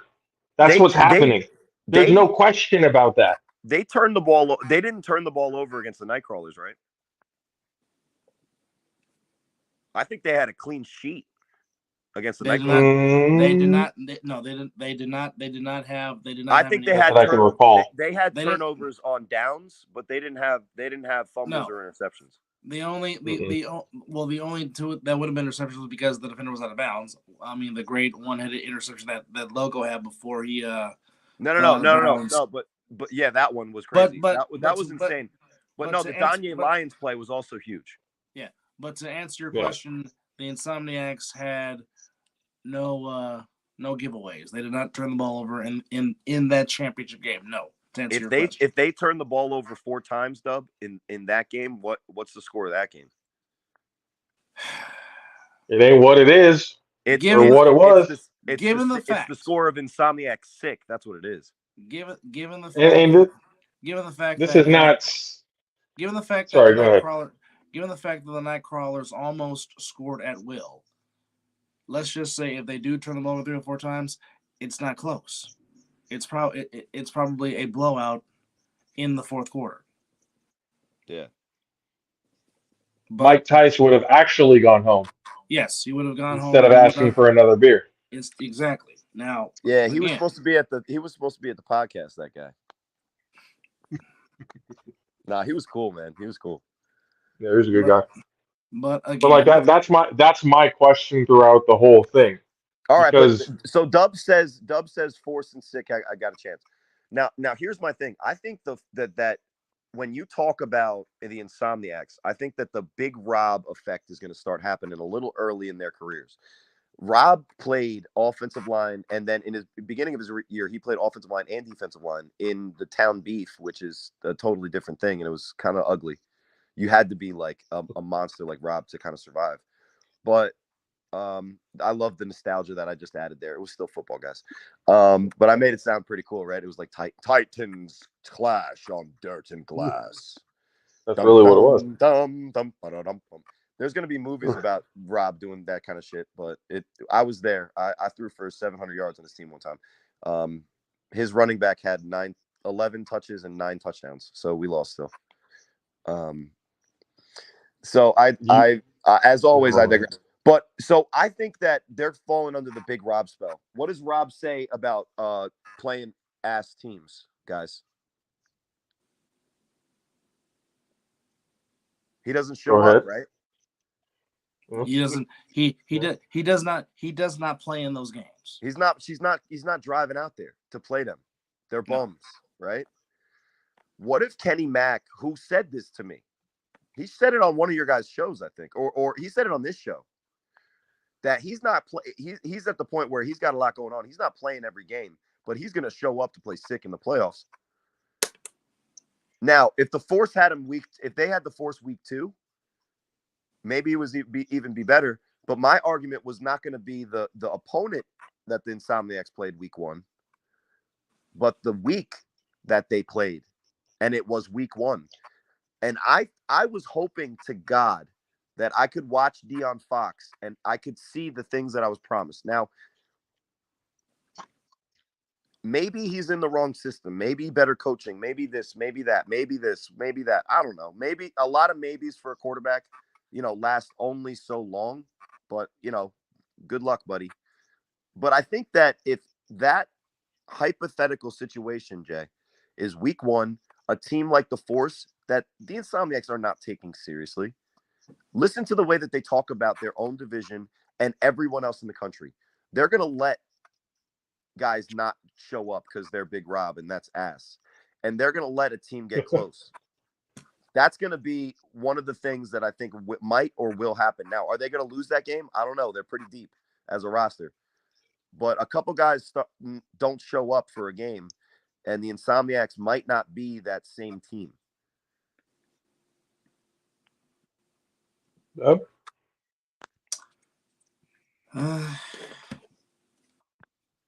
This is what makes the league fun, right? This is why we watch. This is why we have these shows. This is why we debate, because it makes for good banter. But at the end of the day, this is why they play the game. This is why you play the game Well, on the field. what I want is for Chris Vera's iron sharpen iron to just not be a cliche that's said in passing, but to be what the Vegas division is. Correct me if I'm wrong, guys. The Northeast last year was a lot of tough teams playing a lot of tough teams, especially at the top, in which it wasn't a clear winner that won every game by 20 plus. No. It was this team was a better matchup against that team. That team was a better matchup against that team. And then this team boat raced this team when they played head to head because they couldn't keep up with them. Well, look at it this way. You go back to both meetings that the UMBIC had. It was literally down to the last seconds in both of those games, which resulted in a 26-20 win and a 28-27 win. And the one game ended basically on a walk-off 4th and goal quarterback sneak. Yes. And let me ask you this. Do you think that you would have a better Sunday watching a game if the Insomniacs had a team that could actually give them something to do other than we're better? Look at all my friends. Well, again, being in the booth, you always want to have a competitive game, because if you don't, then you have to go off the rails with Scott Booty McCorkle. Yeah. Over there talking about, scraping it, parts of his body on raw surfaces. Yeah. Try. No. And I love Scott. So do I. I'm giving him a hard time so he stops doing it and talks more about football. But it's just when you're trying to feel dead time because the game's a blowout, sometimes that does get a little aggravating from time to time because you want to call all 4 quarters.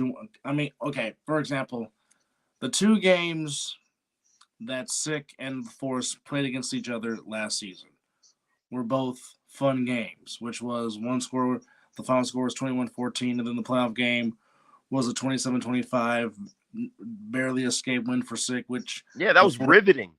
Which the Force led for most of that game against Sick, and Sick found a way more so on the legs of Jeremy Geary as opposed to his arm. It was his legs that helped won that game for Sick in the playoffs. But I mean, those 2 games that they played against each other was 2 of the fun games that I enjoyed doing last season because it was an ultimate chess match because you didn't know what was going to happen. Well, neither did Deion Fox because in that playoff game on 4th and 11, he throws a quick screen. He tries to throw the screen to Curtis Jones, and Curtis Jones dropped the ball, to which Curtis Jones probably would have gotten the first down because he had green. No, you don't. Okay, so if you're calling a play with a quarterback that has the ability to destroy the defenses with his legs and has the ability to throw a football like he did with the Alliance in that first touchdown against Insomniacs early in that game, and you're telling me you have a guy with that ability, you check down to the quick screen on 4th and need to in a playoff game? I wouldn't have made that call. No one that trusts their quarterback to make any kind of decision would. Well, I mean, trust us. When the play was unfolding, we were all shocked because you're just like, okay, why is he not using his legs to extend the play? Because we know he can throw the ball deep with the best of them. We've seen it. I mean, he had one earlier in that game to where he threw the ball deep and almost threw a touchdown pass, which eventually led to a touchdown on that particular drive. Well, and you said the key word there, and I think that sums up the entire conversation with Deion Fox so far. And it's not over. He's got another. You got to fail to sometimes learn, and he's been doing a lot of failing, and I think that he's getting a lot of experience. But the one word that you said that sums up everything starts with an A and ends with an almost. Almost. He had a really long throw that was almost complete. Blah blah blah. He on 4th and 11, he almost had a completion to Curtis Jones, who could have potentially. And these are the words that we use when we're talking about a guy who looks like he can do it, but continues to fail because he cannot. Because again, when we were talking about Brock Purdy, sometimes it's the decision making that separates that position. Yeah, it really is. It's really coming down to right now where, and it's kind of noticeable in some ways, but when you're watching and it gets to the point where you can't really talk about any other team beside the Insomniacs with a straight face or a serious tone about being a possible contender of taking the helm in the West, it says a lot. Now, like, and when I saw when Chris and Big Rob went at it on the other side of the ball, when Chris said like nobody was getting butthurt, I'm like, well, in a way, when Chris said like all I asked for was a definition, I had even put it in the comments. Well, a definition was given, but that when that definition was given, everyone got defensive about what it is because it was a dirty word to be called the super team, to not be, or it was bad to be called the only team in your division that's actually worth the shit on the field. Like that's what it became. Coach James admitted that, Viking admitted that, and then so when Chris, like, it's like, yeah, in a way, yes, you did when it came to that word being thrown around, because it should have then put to the point where it could have lit a fire under some of the people who are in the Insomniacs right now, could have been going like, oh, well, there's doubts that there's anybody else in the division. Yes, you want to play together with your friends and stuff like that, but when you really got to look at what it's going to take in order to grow the league and the division to what it could be, some of them are going to have to take that chance. Like Trey Robinson and Tone Smith branching out, going to do their own thing, trying to make another team. Which kind of ties Or into my guy Jordan Davidson, Vanilla Milk, in the chat. He's saying that Outlaws are, which is true, are good take, my guy. Outlaws going with the Kryptonite. He says that they might overtake the Force. and it's possible, but the whole thing becomes, what about Darnell Richardson, OTT? That very well could do it too. Mm-hmm. I mean, that's a. But the one thing about the OTT is they've always been great on the 3-on-1. Darnell Richardson can help them in the offensive stand. Now, what are they going to do on the defensive end? Are they still going to be giving up that many points? Well, let's do this. They need to improve on that defense more than they need anything else. Yeah, offensive firepower is cool. 3-on-1 is cool. But when your defense is Swiss fucking cheese, that doesn't matter. It doesn't matter. Well, I mean, what could we do for Sick or Force, Dub? Even if it's take a player from the Insomniacs, what could we do to make them, more rivals? In your opinion, what does Sick need to take that step? Let's just do them first. They just have to be mentally tough. So they have the talent right now to stay with them? If their defense checks out, and what I see is the Insomniacs, when they play Sick, they're trying to win. They're going to go right back to the championship DNA, which is, all right, we have a better offensive line, we have the better running backs. Yes. We're gonna brutalize you. Yeah, we're going to go up top with play action, and in the third quarter, when it's RTC, Devontae Carter, and Juice rotating, you're not going to be able to keep up. Fair. All right, how about we do this? Let's take a linebacker like Samad Jenkins, right? And if you guys watch the film of the Renegades play, he's the linebacker that actually plays linebacker like it should be played. I would argue that the linebackers in Vegas, none of them are the stereotypical 11-on-11 middle linebacker, 5'10", 240, sideline to sideline, uses his shoulder, wraps, tackles to the ground.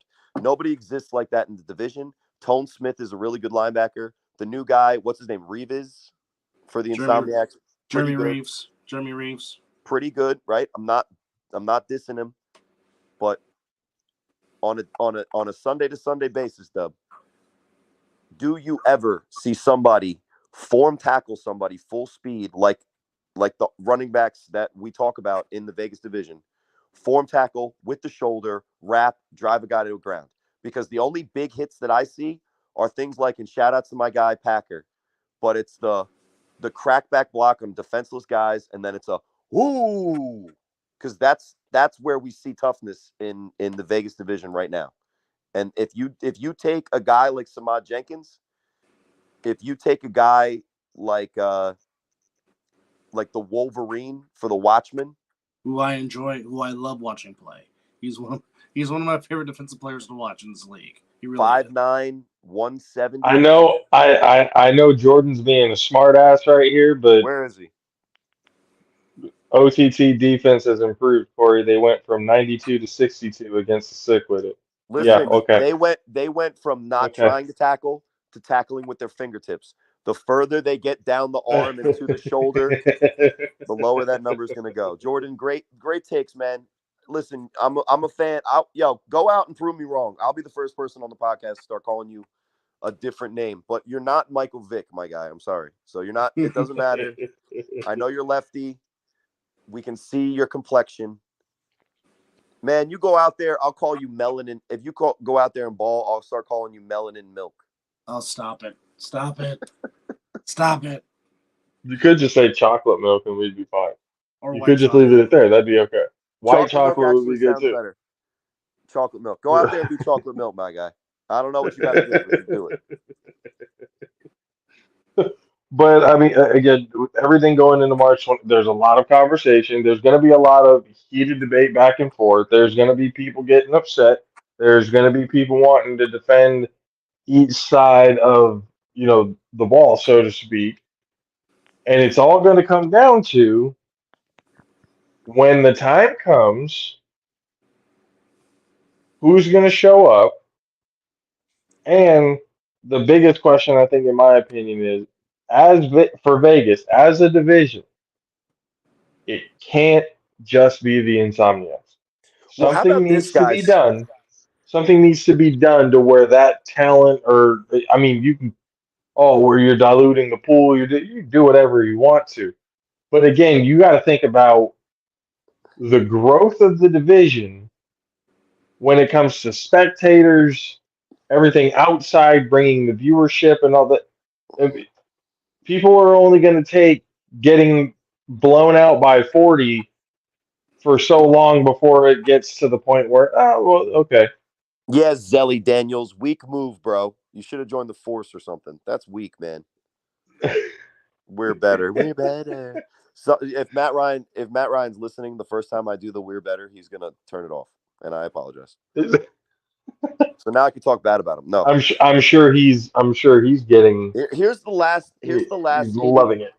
Here's the last hidden problem that could be somewhere floating around for the Insomniacs, because we all know Vegas is the town of the divas and the showgirls and all of the drama. And I will ask you two just this question, a provocative question.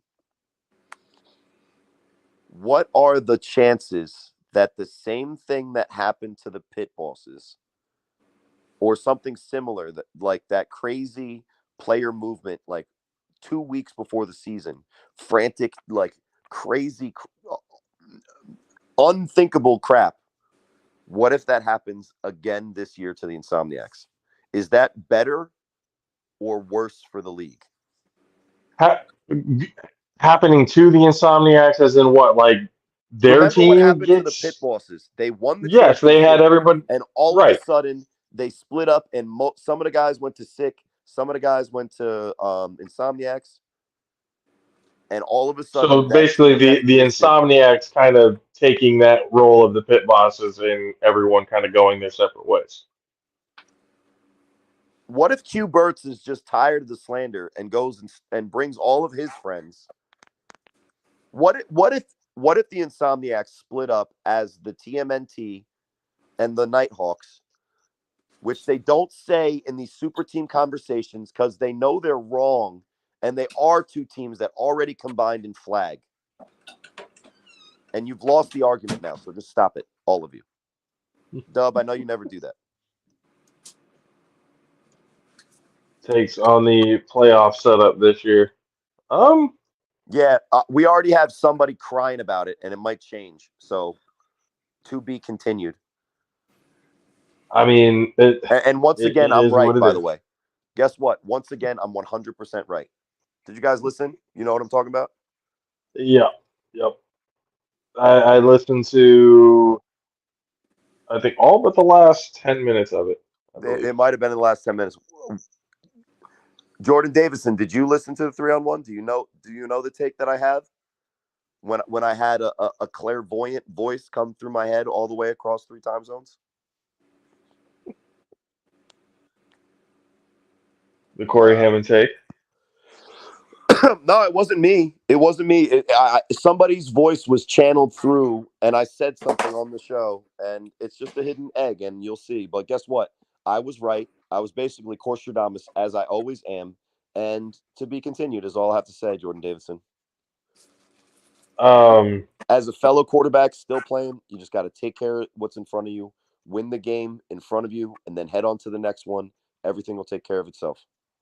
With the playoff setting, I mean, again, I'm a very firm believer that as soon as interconference play and everything like that starts to kind of take fruition, then we'll really start to see some of these questions getting answered. Um, Playoff mode for me, if it went to like based on seeding instead of, or at least at this point in time, base it off of seeding instead of different conferences, to where you have like what happened, the Insomniacs basically cleaning house all the way to the championship, kind of a free ride there.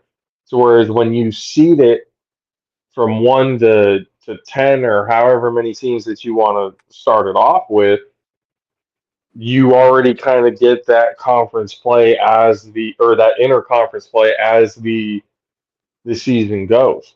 So you end up with games like the Insomniacs Sick with it and maybe the Force, if they eke one out, if they're as good as people are saying that they are. Well, do you guys want to Then do what the actual scenarios are? go ahead. Because or we could do the hypothetical scenario that I think everybody would want to talk about. Because I think an interesting way to do it, and this isn't how the playoffs are set up now, but what if to get to the Final Four, the Northeast one had to play the Vegas 2, and the Vegas one had to play the Northeast 2? Is that something you think the Vegas division would want? I would hope so. That's the way you can prove it, right? I mean, that's the way you can back up what you've been saying this whole time. That's how you do it, especially in playoff format. Dub? But Dubby? I think Dub is he's not muted, but I think there he Charles? is. There's Charles Batch.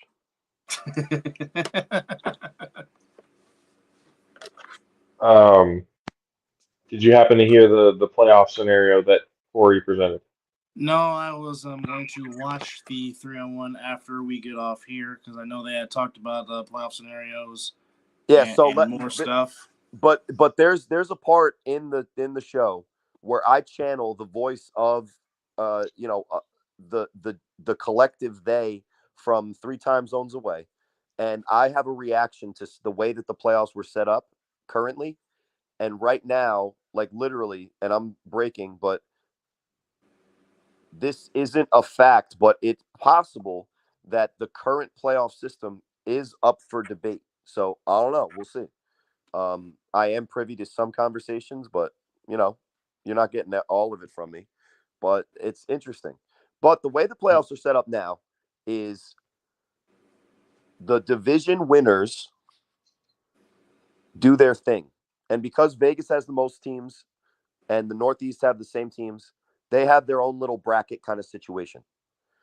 And the Vegas champ that goes through the, 1 and 2 get a bye, 3, 6, 4, 5 the wild card weekend. It stays, highest seed. So 1 plays, whoever won, 2 plays the other team. And then they have the Vegas champion. And then that winner goes straight to the Final Four. Some would say that that's another kind of like, oh, that's an easy path, right? And they would hate on that because Vegas gets back to the Final Four and they haven't played really anybody that we would have wanted them to play or the fans are wanting them to play or any kind of thing like that. And if it's the Insomniacs, right? The LA division, their champ gets to play the Midwest champ. And then that winner goes to the Final Four. Now, talk about a free ride. I digress.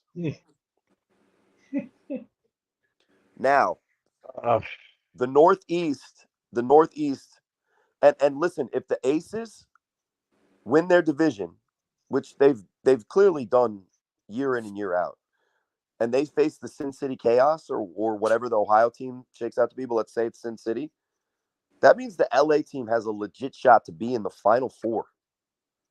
Okay, so we're still going here. Go ahead. What? All right, let me just finish. So the Northeast playoffs go the same way Vegas 3, 6, 4, 5, boom. Winners go on to play the 1 and 2, except for after that game. Let's just assume 1 and 2 win, just because it's easier to talk about. Northeast 1 plays Midwest 2. Oh, Northeast 2 plays Florida 1. that's a better game than the other one. Is it? Let's talk about the way that the players have moved in the Florida division.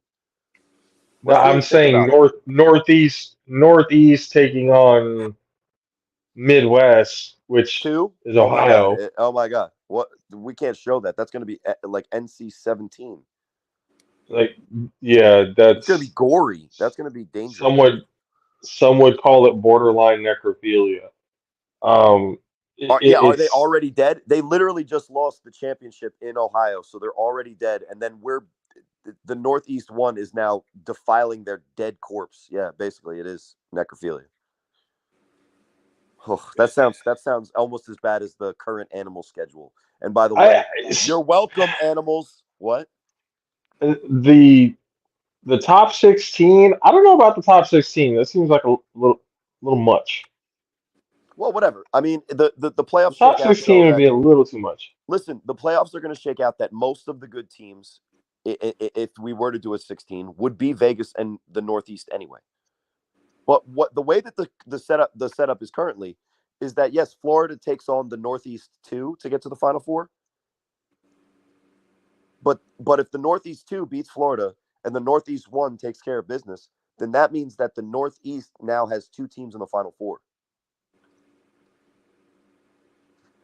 Are they playing each other or are they playing They're playing each other, and Vegas is playing the winner of the Ohio-California game.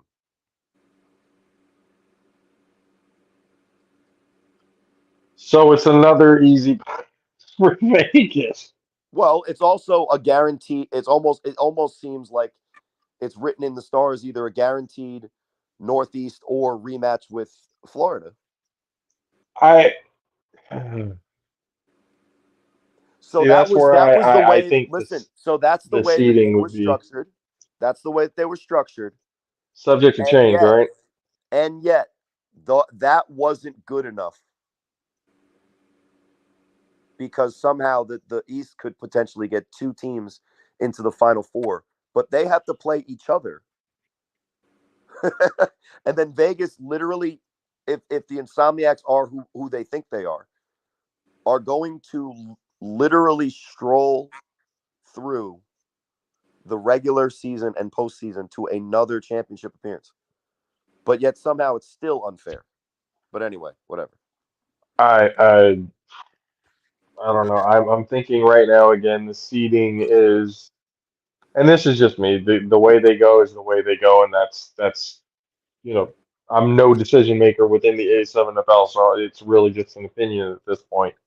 But if you go with the seeding, you force the teams to play the competition as it is, a real dogfight to the end. Like the best teams are going to win the games, and at the end, whoever is the last man standing from 16 teams is the winner. Now, Josh, travel wise, Josh, if they have to do that, then you couldn't find 16 teams that are going to make it good games until like the final that's why 6 teams 16 is anyway. kind of a little steep, in my opinion. 16. But I'm just going like what Jordan was saying here. The regional tournaments also, part of it is logistics, part of it is this, part of it is that. But I think at the end of the day, I'm willing to say, as a fan, that is, you get a couple of different matchups that you'd like to see. And there's also talk that hypothetically the regular season could have some flex situations. And, the great thing about the A7FL is that we really do want to do the best for our players and our fans. So if there is a better way, we're open. And, just look at the fact that we're adding the new rules. But yeah, I don't know. So that's the schedule, Jordan Davidson. But it's. I think it's still going to be eventful. That's not. I don't But think what the I hope question. is that Dub leaves the All Pro Jaffos tonight with the newfound gall to tell the Insomniacs that they're acting like they're scared. So just go out and win football games and stop talking. No, I'm just joking. But no, the main thing is what you just said. Just go out there and win football games and just don't talk and then let the chips fall where they may. Well, and let's be clear. I think they're going to fall. I don't think it's unfair to both call them out and question them and prod them and poke them because they aren't as great and perfect as they seem, and their trip to the hypothetical argument against them is that their path was a little bit easier, and then they ended up playing a team that was a flag team that they're familiar with and play all the time, and then they come on and they have this holier than thou, we're better attitude. And what gets swept under the rug is the same guys that are just always better, literally with that attitude, went down to Tampa and they just lost. So it's a wake up call because football is about more than just the list of names. And guys, I am probably the reason that this is about to be 4 hours long. So let me Oh just no, it's conversations and stuff like that that needed to be had, but I was listen, definitely going to be cutting it off at this point. clip these and throw them up. And for whatever reason, Josh, There's enough content. if you show me talking shit about the West Coast or the A7FL guys out in the West Coast, they're gonna view it and then they're gonna comment on it, and all that hate ends up being a thumbs up from me. I'll take it. I'll take the Just hate. being able to mediate the banter between the East and the West is fun enough for me. Well, I just think it's weird. I think that if we're being honest, no one's saying the things to the degree that matters that the Insomniacs keep arguing against. It's as if they know for a fact that that's the truth. And what's an interesting segue as I dip on out of here into the ether, guys, because it is kind of late for me. I'm still going to play 2K, though, like an idiot, but whatever. Probably. Right now, I got 5 points, Night 10 owl assists. anyway. 5 points, 10 assists on 2 for 2 shooting and 1. Oh, that's why you've been off camera, because your eyes have been focused somewhere else. That's why. No. It's paused. I'm off Oh, there camera you go. because, first of all, this is the All Pro Jaffos. And what is the show for? For everybody to talk The highly and be able elevated to sports see. fan. Oh, It's highly elevated sports talk for the highly elevated sports fan. So that's why Yes, I've been sir. off camera, because I'm Got it. unlike a guest that you may or may not have soon. I'm smart enough not to do that on camera. At least at this point. I guess last question before we leave, Corey, from Jordan. Any idea where the Final Four and championship will be played? Listen, they don't tell me shit. I just talk too much. So I'll find out. That's probably why they don't tell you Listen, shit. no, I'm worried about the Renegades practice that I got Sunday. There you Listen, go. if you're worried about where it is as a fan, like, totally understand. But Jordan, you got to worry about where your first pitballs practice is. Get there early, get a football, start throwing it around, and start your MP story, your my player story. There you go. And ladies and gentlemen, Yeah, I was gonna say something, but it's late, and I had to go. Oh, it was a promo for the 3-on-1. If you're interested in talk about the Insomniacs, check out the upcoming episode of 3-on-1 featuring our guest RTC, who is the only player that has played against the East. We'll see what he has to say, and maybe we can just stop this nonsense. and then, For all ladies the and gentlemen, Jaffos you at guys, home, love you guys. love you too, Corey. Talk to you again soon. And then, ladies and gentlemen, remember this Tuesday morning on the All Pro JAFFOs on episode 246. This is 245. We will be talking to an A7FL legend, a two-time champion, Corey Price. Will be on the All Pro JAFFOs on Tuesday morning, getting more input on what he feels the current situation is.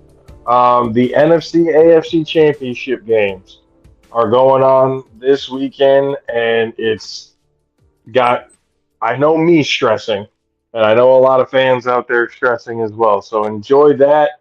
All your pro wrestling talk, because I didn't want to talk too much about it here because we talked about it to death on the Ring Psychology podcast. But go check out the Ring Psychology podcast as well. Also on the Grenade Rose Productions YouTube channel. Dub, as always, my friend, appreciate you for coming on and hanging out and talking ball.